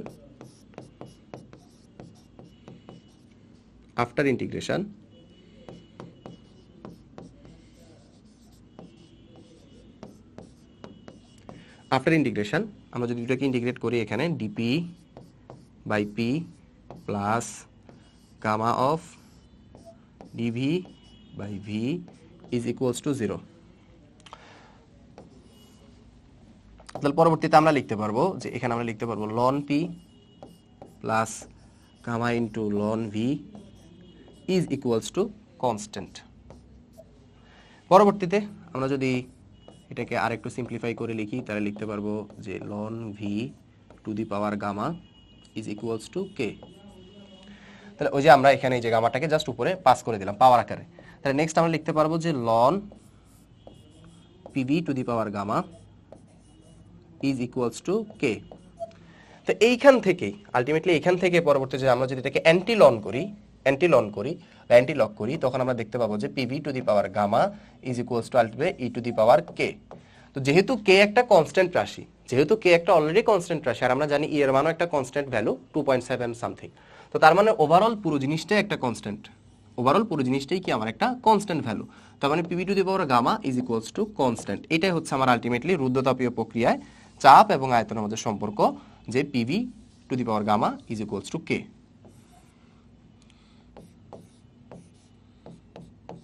E to the power K, PV to the power gamma is equals to K, বা ধ্রুবক বা কনস্ট্যান্ট। এই জিনিসটা হচ্ছে আমার রুদ্ধতাপীয় প্রক্রিয়া বা রুদ্ধতাপীয় প্রসেসে চাপ এবং আয়তনের মাঝে সম্পর্ক। তাহলে আমরা যদি যাই, এই যে আমাদের ইকুয়েশনটা আমরা প্রুফ করে ফেললাম যে PV to the power gamma is equals to constant বা ধ্রুব রাশি। তো এখান থেকে আমরা যদি রুদ্ধতাপীয় প্রক্রিয়ায় শুধু আয়তনের সম্পর্ক না করি, আমরা যদি অন্যান্য সম্পর্কগুলো বের করতে চাই, চাপের সাথে তাপমাত্রার সম্পর্ক বের করতে চাই, সেটাও বের করতে পারবো কিভাবে? কারণ আমরা তো দেখে আসলাম যে PV to the power gamma is equals to constant. তাহলে আমরা এখান থেকে এটা তো বলতে পারবো যে P1 V1 to the power gamma is equals to P2 V2 to the power gamma. এখন আমরা যেহেতু এখানে টি কে ইন্ট্রোডিউস করব ভি এর পরিবর্তে, তার মানে ভি এবং টি এর মাঝখানে কোনো একটা সম্পর্ক আমাদেরকে নিয়ে আসতে হবে। সো আদর্শ গ্যাসের সমীকরণ থেকে আমরা তো এটা জানি যে পিভি ইজ ইকুয়ালস টু হচ্ছে এনআরটি। তাহলে এখান থেকে যদি আমরা টি এবং ভি এর মাঝে একটা সম্পর্ক স্থাপন করতে চাই তাহলে লিখতে পারি V is equals to NR by P into T. Very good. তাহলে এখন আমরা কি করব, জাস্ট কি করব যে আমাদের যেই জায়গায় ভি আছে সেই জায়গায় আমরা ভি এর এই ভ্যালুটা বসিয়ে দিব।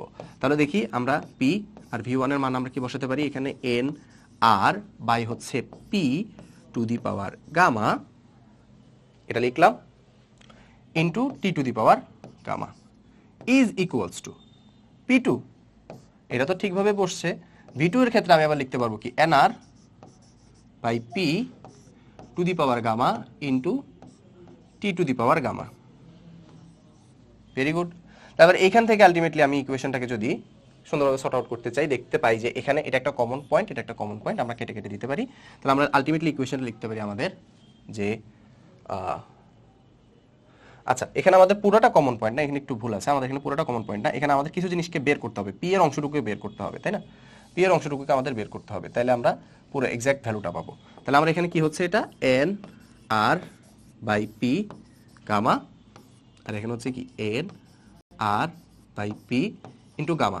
তাহলে দেখো এই যে P two the power gamma, P তো নিচে, তার মানে আমরা এখানে এটা তো বলতে পারি যে পি ওয়ান, পিটাকে যদি আমি বাইরে নিয়ে আসি তাহলে এটা হবে কি মাইনাস গামা, কারণ পিটা অলরেডি আমার ভগ্নাংশের নিচে আছে, এটার উপরে একটা গামা আছে, তার মানে P two the power minus gamma হবে। পরবর্তীতে ইকুয়েশন হবে কি N R to the power gamma into T one to the power gamma is equals to P টুটা ঠিক থাকুক, আমরা যদি পি এটা তো একটা টু, এই পি টুকে যদি আমি আবার বের করতে চাই সেটা লিখতে পারবো কি মাইনাস গামা, এখান থেকে আমি আবার লিখতে পারবো কি N R to the power gamma is equals to হচ্ছে T two the power gamma.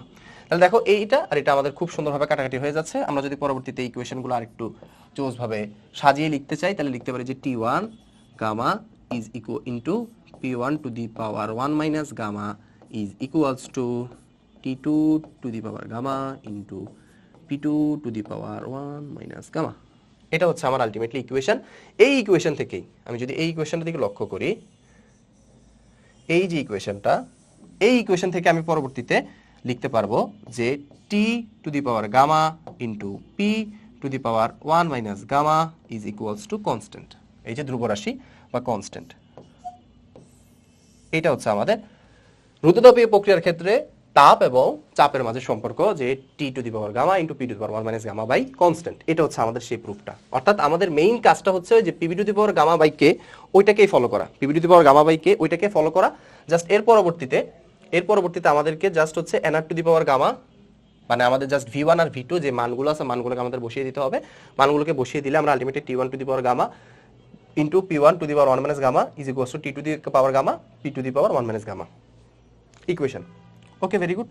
এরপর আসি আমাদের রুদ্ধতাপীয় প্রক্রিয়া। আচ্ছা, এখানে আমরা চাইলে একবার আমরা তাপ এবং চাপের মধ্যে সম্পর্ক স্থাপন করলাম, এর আগে আমরা চাপ এবং আয়তনের মধ্যে সম্পর্ক স্থাপন করলাম। এখন আমরা চাইলে তাপমাত্রা এবং আয়তনের মাঝেও সম্পর্ক স্থাপন করতে পারবো। সো সেটা একটু দেখে নেই, তাপমাত্রা এবং আয়তনের মাঝে সম্পর্কটা কি। তাপমাত্রা এবং আয়তনের মাঝে সম্পর্কটা ডিরাইভ করার জন্য আমরা আমাদের মেইন যে ইকুয়েশন আছে PV to the power gamma is equals to constant, সেখানে যাব। আমাদের এখন কাজ হচ্ছে ভি এবং টি এর মাঝে সম্পর্ক স্থাপন করা।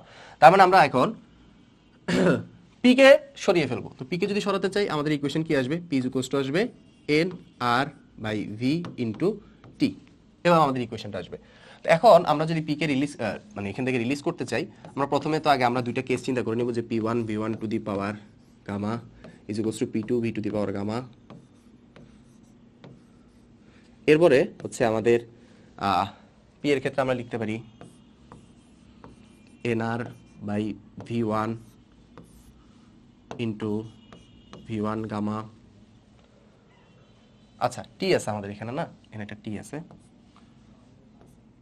আর এখানে টি ওয়ান, এটা হচ্ছে টি টু।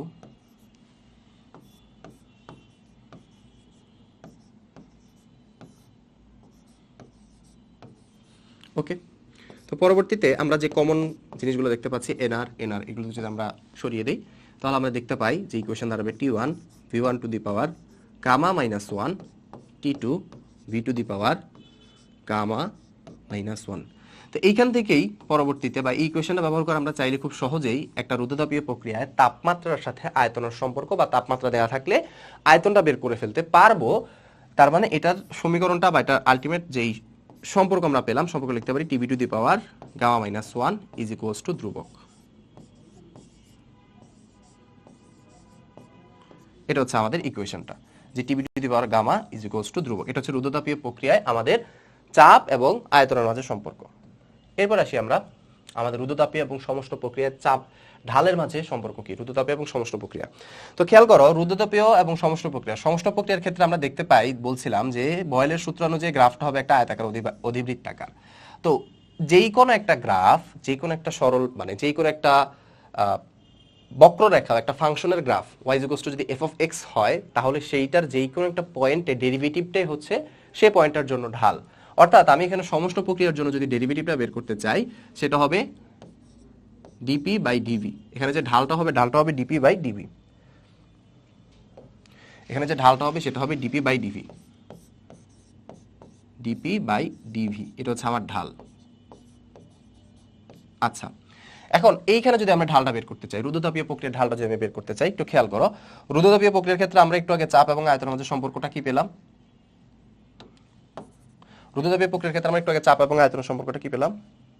আচ্ছা, অন্য একটা কালি দিয়ে লিখেছিলাম, ওইটা দিয়ে লিখি। হ্যাঁ, ওকে ওকে। আচ্ছা আচ্ছা, এখন হচ্ছে আমরা রুদ্ধতাপীয় এবং সমষ্ণ প্রক্রিয়ার মাঝখানে যে তাদের যে গ্রাফ হয়, সেই গ্রাফের ঢালের মাঝখানে সম্পর্কটা বের করা। আমাদের কনসেপ্ট হচ্ছে কি, যে রুদ্ধতাপীয় এবং সমষ্ণ প্রক্রিয়ার ঢালের মাঝে সম্পর্ক কি সেটা বের করা। তো এখন একটা গ্রাফের ঢাল আমরা কি বলি, কি বুঝি? যদি আমার এক্স অ্যাক্সিস বরাবর ভি থাকে আর ওয়াই অ্যাক্সিস বরাবর পি থাকে, তাহলে এই গ্রাফের জন্য আমার ঢালের মানটা হবে অলওয়েজ, ঢাল শুড বি, বা যেটা আমাদের স্লোপ কি হবে বলতো, ডিপি বাই ডিভি, বা আমাদের এক্স অ্যাক্সিসের যে চলক আছে সেই চলকের সাপেক্ষে ওয়াই অ্যাক্সিসের চলক বা ওয়াই অ্যাক্সিসের ফাংশন, সেটাকে ডেরিভেটিভ করলে যে মানটা পাবো সেটাই হচ্ছে ওই গ্রাফটার জন্য বা ওই বক্ররেখার জন্য বা ওই সরলরেখার জন্য একটা ঢাল। এখন আসি, আমরা যদি রুদ্ধতাপীয় প্রক্রিয়ার ক্ষেত্রে ঢালটা বের করি, সমষ্ণ প্রক্রিয়ার ক্ষেত্রে যদি প্রথমে ঢালটা বের করি, সমষ্ণ প্রক্রিয়ার ক্ষেত্রে যদি ঢালটা বের করতে চাই, সমষ্ণ প্রক্রিয়ার ঢাল, সমষ্ণ ঢাল। তো সমষ্ণ ঢাল যদি বের করতে চাই আমাদের কি করতে হবে? প্রথমেই আমরা জানি যে সমষ্ণ প্রক্রিয়ায় পিভি ইজ ইকুয়ালস টু হচ্ছে কনস্ট্যান্ট। তাহলে আমরা এটাকে ভি এর সাপেক্ষে ডিফারেন্সিয়েট করব। তো ভি এর সাপেক্ষে ডিফারেন্সিয়েট করলে হবে কি, d DV of PV is equals to হচ্ছে ডি ডিভি অফ কে। যেহেতু কে হচ্ছে একটা কনস্ট্যান্ট, এটার মান হয়ে যাবে 0। এটা আমাদের এখানে না লিখলেও হবে। পরবর্তীতে আমরা যদি এখানে ইউভি সূত্র করি, তাহলে আমরা জানি যে ইউভি সূত্র বা ইউভি ডিফারেন্সিয়েশন সূত্র হচ্ছে যে প্রথমটাকে রেখে দ্বিতীয়টাকে ডিফারেন্সিয়েট, দেন তৃতীয়টা রেখে প্রথমটাকে ডিফারেন্সিয়েট করা। তো তার মানে এখন আমরা যদি এটাকে ডিপি বাই ডিভিতে নিয়ে আসি ইজ ইকুয়ালস টু 0, পুরো রাশিটাকে ক্যালকুলেট করার পরে আমরা এখানে ডিপি বাই ডিভি যে জিনিসটা পাবো, ডিপি বাই ডিভি যে জিনিসটা পাবো সেটা হচ্ছে minus P by V, minus P by V. এটা হচ্ছে আমার সমষ্ণ প্রক্রিয়ার জন্য আমার যে ঢাল হবে বা গ্রাফের যে ঢাল হবে সেই ঢালটা। এখন আসে আমরা রুদ্ধতাপীয় প্রক্রিয়ার ক্ষেত্রে ঢালটা যদি বের করি, রুদ্ধতাপীয় প্রক্রিয়ার ক্ষেত্রে বা অ্যাডিয়াব্যাটিক প্রসেসের ক্ষেত্রে আমাদের ইকুয়েশন কি আছে আমরা জানি, রুদ্ধতাপীয়। দেখো রুদ্ধতাপীয় ঢালটা কি হবে? তাহলে আমরা রুদ্ধতাপীয় ক্ষেত্রে ইকুয়েশন জানি যে PV to the power gamma is equals to হচ্ছে কনস্ট্যান্ট। তার মানে আমরা এখনো যদি এটাকে ভি এর সাপেক্ষে ডিফারেন্সিয়েট করি, এখানে মাথায় রাখতে হবে কেন ভি এর সাপেক্ষে ডিফারেন্সিয়েট করতেছি, বিকজ আমাকে ঢাল বের করতে হবে। আর আমরা জানি যে একটা ফাংশনকে ঢাল বের করতে হলে এক্স অ্যাক্সিসে যেই চলক থাকে সেই চলকের সাপেক্ষে পুরো ফাংশনটাকে ডিফারেন্সিয়েট করতে হয়, তাহলে আমি পার্টিকুলার একটা পয়েন্টের জন্য ওই ফাংশনের ঢালটা বের করতে পারবো। তাহলে এখানে যেহেতু আমাদের ভিটা হচ্ছে এক্স অ্যাক্সিস বরাবর, পি হচ্ছে ওয়াই অ্যাক্সিস বরাবর থাকা, তাহলে এই দুইটা গ্রাফের যদি আমার ঢাল বের করতে হয়, তাহলে দুইটা গ্রাফের যে ইকুয়েশন সেই ইকুয়েশনগুলোকে আমাকে ভি এর সাপেক্ষে ডিফারেন্সিয়েট করতে হবে। দ্যাটস ইট, এটাই করছি আমরা। তাহলে PV to the power gamma is equals to যদি কে হয়, তাহলে আমরা এখানেও আমরা হচ্ছে আবার ভি এর সাপেক্ষে ডিফারেন্সিয়েট করব। তোমাদের যদি কেউ কোশ্চেন করে যে ভি এর সাপেক্ষে কেন ডিফারেন্সিয়েট করলাম, তাহলে অ্যান্সার দিয়ে দিবা যে এখানে যেহেতু আমাকে এক্স অ্যাক্সিসের সাপেক্ষে ডিফারেন্সিয়েট করতে হবে বা এক্স অ্যাক্সিসের যে চলক আছে তার সাপেক্ষে ডিফারেন্সিয়েট করতে হবে, that's why V. Okay, very good. এখন আসি আমরা পিটাকে নিয়ে নেব।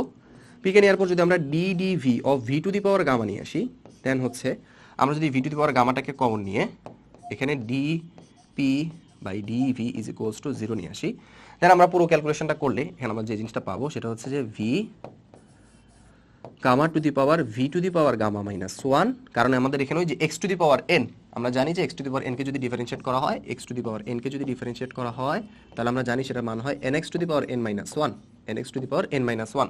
তার মানে এখানে যেহেতু আমাদের ভি এর সাপেক্ষে ভি টু দি পাওয়ার গামাকে ডিফারেন্সিয়েট করছি, দ্যাটস ওয়াই আমাদের হবে কি n x to the power n minus 1, মানে gamma into v two the power gamma minus 1, x এর পরিবর্তে ভি, এন এর পরিবর্তে গামা। জাস্ট এভাবে চিন্তা করলেই যথেষ্ট। দেন হচ্ছে যে আমরা যদি এখানে আসি যে এটা তো হয়ে গেল যে V two the power gamma is equals to dP by DV is equals to 0। এই ইকুয়েশনটাকে একদম সিম্পলিফাই করার পর আমরা যে জিনিসটা পাবো সেটা হচ্ছে যে dP by DV is equals to minus gamma P by V, minus gamma P by V. অর্থাৎ আমরা রুদ্ধতাপীয় প্রক্রিয়ায় যেই ঢালটা পেয়েছি, রুদ্ধতাপীয় প্রক্রিয়ায় যে ঢালটা পেয়েছি সেই ঢালকেই যদি আমি গামা পরিমাণ গুণ করি, সেই ঢালকেই যদি আমি গামা পরিমাণ গুণ করি, তাহলে আমি আসলে বা আমি আইসোথার্মাল প্রসেসে, আইসোথার্মাল প্রসেসে বা সমষ্ণ প্রক্রিয়ায় আমি যে ঢাল পেয়েছি মাইনাস পি বাই ভি, এটাকে জাস্ট হচ্ছে আমাদের ওই যে গামা বা আমাদের ওই যে মোলার আপেক্ষিক তাপের যে অনুপাত, সেই অনুপাত দ্বারা গুণ করলে আমরা আলটিমেটলি রুদ্ধতাপীয় প্রক্রিয়ার gamma into minus P by V, অর্থাৎ রুদ্ধতাপীয় প্রক্রিয়ার ঢাল পেয়ে যাব যদি সমস্ত প্রক্রিয়ার ঢালকে আমি গামা দ্বারা গুণ করি। তো এই হচ্ছে আমাদের সম্পর্কটা, যে রুদ্ধতাপীয় প্রক্রিয়ার ঢাল is equals to gamma into সমস্ত প্রক্রিয়ার ঢাল। এই জন্য আমরা দেখতে পাবো যে রুদ্ধতাপীয় প্রক্রিয়াটা কিন্তু, বা এটা যে গ্রাফটা হয়, গ্রাফটা কিন্তু একটু খাড়া। অর্থাৎ তুমি যদি এখানে একটা স্পর্শক চিন্তা করো, এখানে যদি একটা স্পর্শক চিন্তা করো, আমি যদি এখানে এই জিনিসটাকে আরেকটু ক্ল্যারিফাই করি, যে যদি আমরা এখানে একটা স্পর্শক চিন্তা করি, এই যে এখানে যদি আমরা একটা পয়েন্ট আমরা স্পর্শক চিন্তা করি, এই স্পর্শকটা যতটুকু না খাড়া হবে, এটা কিন্তু তার চেয়ে কম খাড়া হবে, এটা কিন্তু একদম মানে ফ্ল্যাট হবে, এটা একটু ফ্ল্যাট হবে, এই যে এটা একটু ফ্ল্যাট হবে, বাট এটা কিন্তু ততটুকু ফ্ল্যাট হবে না, এটা কিন্তু তার চেয়ে আরেকটু খাড়া, মানে আরেকটু উপর উঠতে চাইবে। ওকে, সো এই হচ্ছে আমাদের সম্পর্কটা, একটু মাথায় রাখতে হবে যে রুদ্ধতাপীয় প্রক্রিয়ার ঢাল হচ্ছে গামা ইন্টু সমস্ত প্রক্রিয়ার ঢাল, রুদ্ধতাপীয় প্রক্রিয়ার ঢাল হচ্ছে গামা ইন্টু সমস্ত প্রক্রিয়ার ঢাল। ওকে, ভেরি গুড। আচ্ছা, আমরা এই ম্যাথটা সলভ করি, যে এখানে কি বলা হচ্ছে যে 25 ডিগ্রি সেন্টিগ্রেড তাপমাত্রা এবং বায়ুমণ্ডলীয় চাপে, বায়ুমণ্ডলীয় মানে হচ্ছে যে আমাদের নর্মাল যে টেম্পারেচার থাকে বায়ুমণ্ডলে 1 অ্যাটমসফিয়ার, সেই 1 অ্যাটমসফিয়ার চাপে হঠাৎ করে সংকুচিত করা হলো, একটা গ্যাসকে হঠাৎ করে সংকুচিত করা হলো, করে তার আয়তন অর্ধেক করা হলো। তাহলে সিস্টেমের চূড়ান্ত তাপমাত্রা বের করো, চূড়ান্ত তাপমাত্রা বের করো। তো চূড়ান্ত তাপমাত্রা যদি বের করতে হয় আমাদের তাহলে কিসের মাঝে সম্পর্ক স্থাপন করতে হবে, একটু ভালো করে খেয়াল করো। আমাদের তাপমাত্রা বের করতে হবে, আমাদের আদি তাপমাত্রা দেয়া আছে, শেষ তাপমাত্রা বের করতে হবে। প্রসিডিওরটা হচ্ছে রুদ্ধতাপীয়। কিভাবে বুঝলাম? হঠাৎ সংকুচিত হওয়ার কারণে আমরা বুঝতে পারলাম যে এটা হচ্ছে রুদ্ধতাপীয় সংকোচন প্রক্রিয়া। এখন বলা হলো আয়তন যদি অর্ধেক করা হয় তাহলে চূড়ান্ত তাপমাত্রা কত, অর্থাৎ তাপমাত্রা এবং আয়তনের মাঝে আমাদের যে সম্পর্কটা আমরা দেখতে পেলাম, যে T1 V1 to the power gamma minus 1 is equals to T2 V to the power gamma minus 1। এই ইকুয়েশনটা বসিয়ে আমরা খুব সহজেই এখানে শেষ তাপমাত্রাটা বের করতে পারবো। যে ইকুয়েশনটা বসিয়ে আমরা খুব সহজে তাপমাত্রা বের করতে পারবো। তাহলে আমাদের এখানে T2 বের করতে হবে। তাহলে ইকুয়েশন হচ্ছে আমাদের এখানে T1 V1 to the power gamma minus 1 V to the power gamma minus 1। তাহলে এখন হচ্ছে যে T1 এর মান কত আমাদের এখানে? T1 এর মান আমরা এখান থেকে যদি দেখি, যে T1 এর মান হচ্ছে 25 ডিগ্রি সেন্টিগ্রেড, বা এটাকে আমরা বলতে পারি 298 কেলভিন, 298 কেলভিন। তাহলে আমি এখান থেকে বলতে পারি যে 298 কেলভিন ইনটু V1। তাহলে V1টা এখানে একটু খেয়াল করো, যে আমাদের এখানে আয়তন অর্ধেক করা হচ্ছে। তার মানে যদি আদিতে আমার আয়তন V থাকে, একটু ভালো করে বুঝো, আদিতে আয়তন যদি আমার V থাকে তাহলে শেষ অবস্থানে আমার আয়তন হয়ে যাবে হাফ অফ V। এটা আমাদের একটু মাথায় রাখতে হবে, শেষ অবস্থায় আমাদের আয়তন হয়ে যাবে হাফ অফ V। আর এখানে আমাদের গামার মান দেওয়া আছে 1.4, গামার মান আমাদের এখানে 1.4 মাইনাস 1। তার মানে এখান থেকে আলটিমেটলি আমরা যদি পরবর্তীতে T2 এর মানটা বের করি, T2 এর মানটা আমরা ডিরেক্টলি ক্যালকুলেটরের মাধ্যমে বের করে ফেলতে পারবো, যে হচ্ছে 298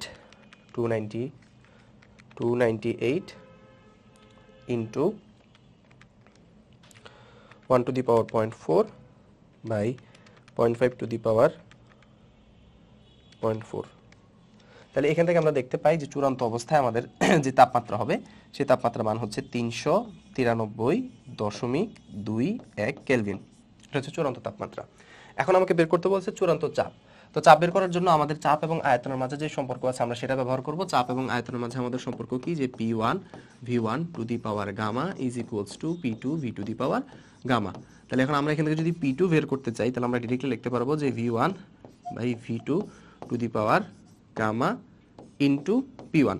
তাহলে দেখো V1 বাই V2, V1 আমাদের এখানে কত আছে, যদি আমাদের আয়তনটা এটা হয়, আর যে V2 আছে আয়তন করা হয়েছে কি অর্ধেক, তাহলে এটাকে V এর অর্ধেক টু দি পাওয়ার গামা হচ্ছে 1.4 ইন্টু P1 হচ্ছে আমাদের আদি চাপ ছিল কত, 1 অ্যাটম বা বায়ুমণ্ডলীয় চাপ। তাহলে এখানে আমরা 1 দিয়ে দিলাম। তাহলে আলটিমেটলি আমাদের ইকুয়েশনটা দাঁড়াবে 2 টু দি পাওয়ার 1.4, অর্থাৎ আমাদের 2.63, বা পরবর্তীতে 9 আছে, তার মানে 2.64 বলতে পারবো আমরা, 2.64। এখান থেকে আমরা হচ্ছে আলটিমেটলি কি বলতে পারি, আমরা এখান থেকে আলটিমেটলি হচ্ছে যে চূড়ান্ত তাপমাত্রা বের করার একটা সমীকরণ চূড়ান্ত চাপ বের করে ফেললাম আমরা এখান থেকে অ্যাটম, চূড়ান্ত চাপ। তো এই গেল আমাদের একটা ম্যাথ। আমরা রুদ্ধতাপীয় প্রক্রিয়ার যে সূত্রগুলো পড়ে এসেছি সেগুলো থেকে এখন আমরা একটা ম্যাথ সলভ করবো, যে আদর্শ তাপমাত্রা ও চাপ একটি সিলিন্ডারে 1 মোল হিলিয়াম গ্যাস রাখা আছে। পরবর্তীতে উক্ত হিলিয়াম এর আয়তন প্রথমে সমষ্ণ প্রক্রিয়ায় এবং পরে রুদ্ধতাপীয় প্রক্রিয়ায় 1.5 গুণ করা হলো। আচ্ছা, রুদ্ধতাপীয় প্রক্রিয়ায় গ্যাসটির চূড়ান্ত চাপ নির্ণয় করো। বলা হচ্ছে যে একটি আদর্শ তাপমাত্রা এবং চাপে একটি সিলিন্ডারের 1 মোল হিলিয়াম গ্যাসকে রাখা আছে। পরবর্তীতে উক্ত হিলিয়াম গ্যাসের আয়তন প্রথমে সমষ্ণ প্রক্রিয়া, অর্থাৎ প্রথমে আমরা হচ্ছে যে বয়েলের সূত্র অ্যাপ্লাই করে সমষ্ণ প্রক্রিয়া আমরা তার প্রথমে সমষ্ণ প্রক্রিয়া, পরবর্তীতে রুদ্ধতাপীয় প্রক্রিয়ায় এর আয়তন আমরা 1.5 গুণ করব। আচ্ছা, তাহলে বললো যে রুদ্ধতাপীয় প্রক্রিয়ায় গ্যাসটির চূড়ান্ত চাপ নির্ণয় করো। আচ্ছা, রুদ্ধতাপীয় প্রক্রিয়ায় গ্যাসটির চূড়ান্ত চাপ। তাহলে প্রথমত আমাদের প্রথম প্রক্রিয়াটা কি? আমাদের সমষ্ণ প্রক্রিয়া। প্রথম প্রক্রিয়া হচ্ছে আমাদের সমষ্ণ প্রক্রিয়া।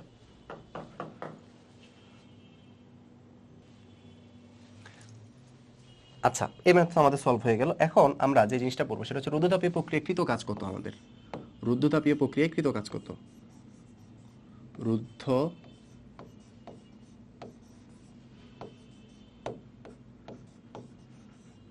তাপীয় প্রক্রিয়াকৃত কাজ।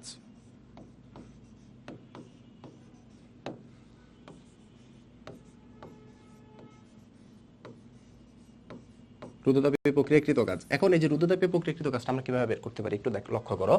যে ধরো এখানে আমাদের একটা সিলিন্ডার বা আমাদের হচ্ছে সেই একটা সিস্টেম নিয়ে আমরা কথা বলতেছি, যে সিস্টেম হচ্ছে আমরা রুদ্ধতাপীয় প্রক্রিয়া হঠাৎ করে সেখানকার তাপশক্তিকে বৃদ্ধি করব, যার ফলে আসলে আমাদের এখানে একটা প্রসারণ ঘটবে। তো প্রসারণটা কিভাবে হচ্ছে, যে ধরে নিলাম যে প্রথমে আমাদের পিস্টনটা আদি অবস্থানে বা প্রাথমিক অবস্থানে এখানে ছিল, তখন তার আয়তন ছিল V1, আর তখন এখানে যে চাপটা ছিল P1। যখনই আমি এর মধ্যে ধীরে ধীরে ধীরে ধীরে না হঠাৎ করে রুদ্ধতাপীয় প্রক্রিয়া আমাদের সকল প্রসেসগুলো হঠাৎ করে হবে। আমরা যখন হঠাৎ করে এটার তাপ বৃদ্ধি করলাম, এখানে যে আয়তন হবে V2, আর এর করাসপন্ডিং যে চাপ হবে P2।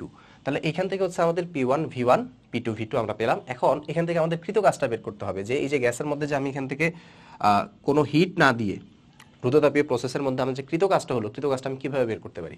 তো দেখো, কৃত কাজটা বের করার জন্য আমাদের সূত্র হচ্ছে, আমরা জানি যে W is equals to integration of PdV V1 to V2। এখন আসি V1 to V2। এখন এই জায়গা থেকে আমরা যদি এগুলোকে রিপ্লেস করতে চাই, প্রথমত আমরা হচ্ছে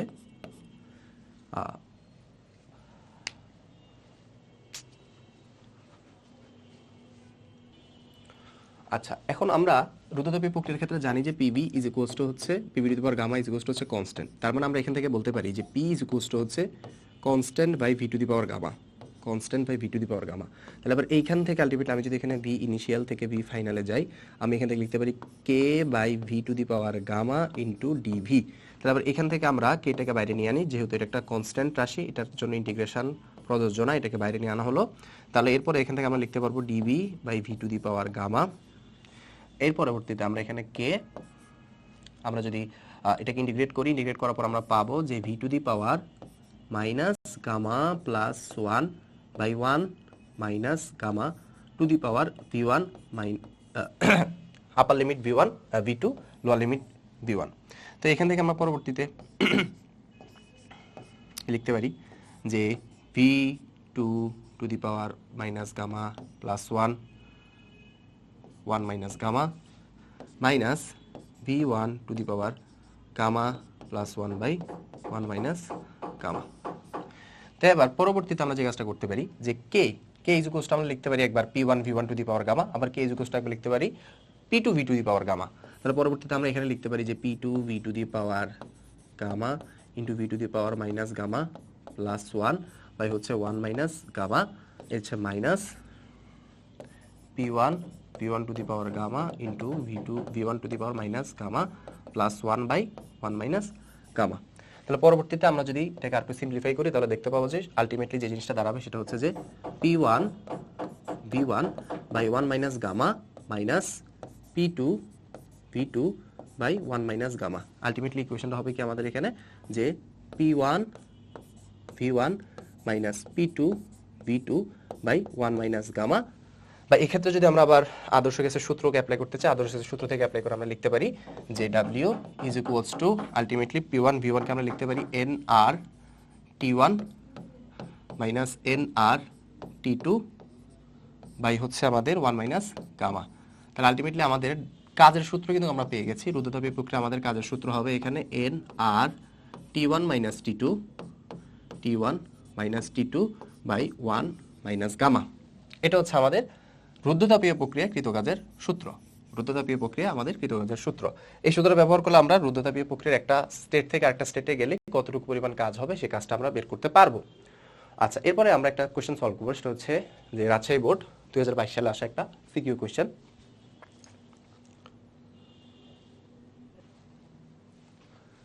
আচ্ছা, আমরা বুয়েট 17-18 সালে আসা একটা কোশ্চেন সলভ করব, যেটা তাপগতিবিদ্যা থেকে এসেছে, যে একটি সিলিন্ডারে 300 কেলভিন তাপমাত্রায় 10⁶ প্যাসকেল চাপে 0.001 মিটার কিউব গ্যাস আছে। গ্যাসটিকে প্রথমে সমস্ত প্রসারণ করা হলো, পরে রুদ্ধতাপীয় প্রক্রিয়ায় আবারও প্রসারণ করা হলো। প্রতি ক্ষেত্রে প্রসারণের অনুপাত 1:2। প্রসারণে মোট কৃতকাজ কত? তো এখানে মোট কৃতকাজ হবে আমাদের এখানে দুইটা, এক হচ্ছে যে সমষ্ণ প্রক্রিয়াকৃত কাজ প্লাস হচ্ছে রুদ্ধতাপীয় প্রক্রিয়াকৃত কাজ। সমষ্ণ প্রক্রিয়া কতটুকু কৃতকাজ হয়েছে প্লাস রুদ্ধতাপীয় প্রক্রিয়া কতটুকু কৃতকাজ হয়েছে, এই দুইটার সাম হবে আমাদের টোটাল কৃতকাজ। W1 হবে এডিয়াবাইটিক প্লাস W আইসোথার্ম। এখন এই যে W এডিয়াবাইটিক বা যেটা আমাদের রুদ্ধতাপীয় প্রক্রিয়ার কাজ, সেই রুদ্ধতাপীয় প্রক্রিয়ার কাজের ক্ষেত্রে আমাদের সূত্র আমরা জানি। সূত্র হচ্ছে কি, যে NR। আচ্ছা, এখানে আমাদের একটু কথা আছে, যে বললো যে 300 কেলভিন তাপমাত্রায় এতটুকু চাপে এত মিটার কিউব গ্যাস আছে। গ্যাসটিকে প্রথমে সমষ্ণ প্রক্রিয়া প্রসারণ করা হলো, পরে রুদ্ধতাপীয় প্রক্রিয়া প্রসারণ করা হলো। অর্থাৎ প্রথমে সমষ্ণ প্রক্রিয়া প্রসারণ করে আয়তন দ্বিগুণ করা হয়েছে, দেন রুদ্ধতাপীয় প্রক্রিয়া প্রসারণ করে আয়তনকে দ্বিগুণ করা হয়েছে। তো আমরা যদি এখানে কাজের সূত্রগুলো লিখি, তাহলে এখানে লিখতে পারবো NR T1 - T2 / 1 - গামা। যেহেতু এখানে আমাদের গ্যাসের কোনো ধরনের অনুপরমাণুর কথা বলে দেয়া নেই, দ্যাটস আমরা এখানে গামা = 1.4 ধরে নিব। গামা = 1.4 ধরে নিব। যখনই আমাদের অনুপরমাণুগুলো সম্বন্ধে কোনো ধারণা দেওয়া থাকবে না, তখনই আমরা CP/CBর মানটা বা CP/CBর মানটা 1.4 ধরে নেব। এখন আসি যে প্রথমে সমষ্ণ প্রসারণ করা হলো, পরে রুদ্ধতাপীয় প্রক্রিয়া আবারও প্রসারণ করা হলো। প্রতি ক্ষেত্রে প্রসারণ অনুপাত 1:2। প্রসারণে মোট কাজের পরিমাণ। তো এরপরে যদি আমরা আইসোথার্মের জন্য কাজ বের করতে চাই, তাহলে লিখতে পারি কি, nRT ln V2 / V1। তো আমরা প্রথম অংশটুকুর কাজের মানটা আমরা বের করে ফেলতে পারবো, যেহেতু আমাদের এখানে মোল সংখ্যা আমরা বের করে ফেলতে পারি এখান থেকে, যে n = আমরা লিখতে পারি কি, যে PV/RT। PV/RT, এখানে আমাদের P বা চাপ হচ্ছে কত, 10⁵ 10⁶ প্যাসকেল। V হচ্ছে কত, V হচ্ছে 0.001, R হচ্ছে 8.314, T হচ্ছে 300। এখান থেকে আমরা মূল সংখ্যাটা বা মোলের নাম্বারটা পেয়ে যাব, যে মোল কতটুকু আছে এখানে। এর পরবর্তীতে আমাদের টি তো এখানে ফিক্সড টি আমাদের 300 কেলভিন, কারণ সমস্ত প্রক্রিয়া তাপের কোনো পরিবর্তন হবে না। কিন্তু রুদ্ধতাপীয় প্রক্রিয়া যখন আমি আয়তনকে দ্বিগুণ করব, তখন কিন্তু তাপমাত্রা চেঞ্জ হবে। তো সেই ক্ষেত্রে আমাদের T2 এর ইকুয়েশন হবে T1 V1 to the power gamma -1 by V2 V2 the power gamma -1। তারপর এখান থেকে আমরা যদি T1 আনি, T1 হচ্ছে তোমার 300 কেলভিন ইন্টু V1 হচ্ছে আমাদের কত আছে এখানে 0.00। আমাদের একটু খেয়াল করতে হবে যে এখানে প্রথমে এটাকে দ্বিগুণ করা হয়ে গেছে রুদ্ধতাপীয় সমষ্ণ প্রক্রিয়ায়, যখন এটাকে দ্বিগুণ করা হয়েছে, এর পরবর্তীতে এটাকে আবার দ্বিগুণ করা হয়েছে রুদ্ধতাপীয় প্রক্রিয়ার জন্য। অর্থাৎ এখানে আমাদের যে V1টা হবে সেটা হবে 0.002, এটার উপর হবে 1.4 - 1। এটাকে পরবর্তীতে আবার দ্বিগুণ করা হয়েছে রুদ্ধতাপীয় প্রক্রিয়া, অর্থাৎ 0.002 কে করা হয়েছে 0.004 টু দি পাওয়ার 1.4 - 1। তাহলে এখান থেকে আমরা টি এর মানটা পেয়ে যাব। আমরা যদি এখান থেকে টি এর মানটা বের করে আনি, তাহলে আমাদের কি দাঁড়াচ্ছে, যে 300 into 0.002 to the power 0.4 by 0.004 to the power 0.4। তারপরে এখান থেকে পাই 227.35। আর এখানে যদি আমরা হিসাব করি, তাহলে এখানে আমরা কি পাবো, 10⁶ ইন্টু 0.001 বাই 8.314 ইন্টু 300। তার মানে আমাদের এখানে মোল সংখ্যা আসবে 0.4। মোল সংখ্যা আসলো 0.4। তার মানে আমরা এই মানগুলো যদি এখন বসিয়ে দিই, আমাদের কাজ শেষ। আমরা এখানে n এর মান পাবো কি, 0.4 ইন্টু 8.314। T1 আদি তাপমাত্রা ছিল 300। শেষে আমরা যখন আয়তনকে প্রসারিত করেছি, তাপমাত্রা হয়ে দাঁড়িয়েছে 227.35 বাই হচ্ছে 1 মাইনাস 1.4 প্লাস এনআরটি, এন এর মান হচ্ছে 0.4। আমরা যদি নিচে সলভ করি, এখানে নিচে লিখি যে 0.4 ইন্টু 8.314 ইন্টু তাপমাত্রা হচ্ছে 300 আর লন হবে আমাদের 2/1, যেহেতু তাপমাত্রাকে দ্বিগুণ, আয়তনকে দ্বিগুণ করা হয়েছে। সেখান থেকে আলটিমেটলি আমরা যদি পুরো কাজটা করি 0.4 into 8.314 into 300 minus 227.35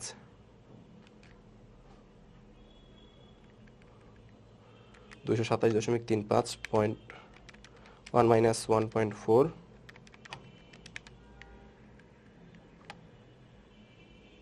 plus 0.4 into 8.314 into 300 লন 2।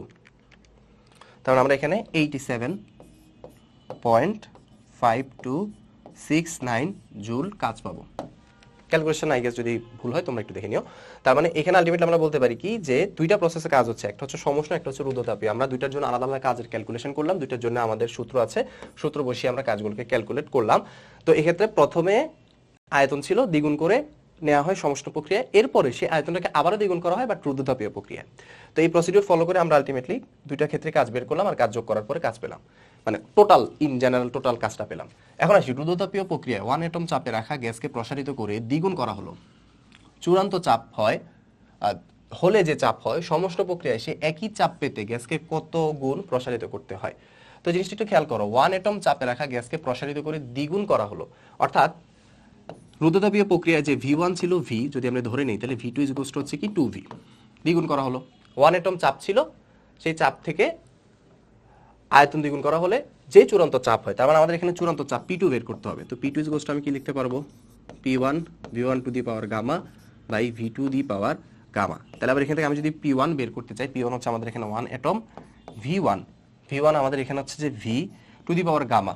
খেয়াল করো এখানে আমাদের যেহেতু কোনো গ্যাস নিয়ে কোনো কথা বলে দেয়া নেই, তাই আমরা এখানে গামা ইকুয়াল টু 1.4 কনসিডার করে নিব, গামা ইকুয়াল টু 1.4 কনসিডার করে নেব, 1.4। আবার এখানে আমরা ধরে নিব 2V টু দি পাওয়ার 1.4। ওকে, এখান থেকে আমরা হচ্ছে চূড়ান্ত চাপ পেয়ে যাব, যে রুদ্ধতাপীয় প্রক্রিয়া আমাদের চূড়ান্ত চাপ কতটুকু আসবে, দ্বিগুণ করা হলে চূড়ান্ত চাপ কতটুকু আসবে সেটা বের করতে পারবো। 1 into 0.4 by two the power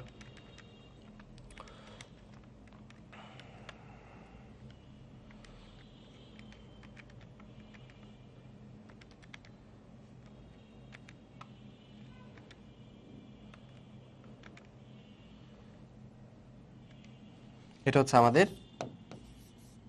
0.3789 atmosphere. এটা হচ্ছে আমাদের রুদ্ধতাপীয় প্রসেসের জন্য সর্বশেষ চাপ, চূড়ান্ত চাপ। তাহলে এই চূড়ান্ত চাপ পেতে হলে আমাকে সমষ্ণ প্রক্রিয়া কতটুকু প্রসারিত করতে হবে, তার মানে এটা হচ্ছে সমষ্ণ প্রক্রিয়া সেই একই চাপ পেতে গ্যাসকে কত গুণ প্রসারিত করতে হবে। অর্থাৎ সমষ্ণ প্রক্রিয়ার ক্ষেত্রে আমাদের সূত্র কি জানি আমরা, P1 V1 is equals to হচ্ছে P2 V2। আমাদেরকে এখানে V2 বাই V1 এর মানটা বের করতে হবে, P1 বাই আমাদের যদি V2 বাই V1 এর মান বের করতে হবে, V2 by V1 equals to হচ্ছে আমাদের P1 বাই P2। তাহলে এখান থেকে আমরা যদি দেখি P1 ছিল আমাদের 1 অ্যাটমোস্ফিয়ার চাপ, আর চূড়ান্ত চাপ কত পেতে হবে আমাদেরকে 0.3789। তাহলে আমরা এখানে লিখতে পারি 1 বাই 0.3789। এখান থেকে আমরা জানি এই যে আমাদের 2.6 অ্যান্সার আসে 2.6, এখানে অ্যান্সার আসে 2.6। এটা হচ্ছে আমাদের কারেক্ট অ্যান্সার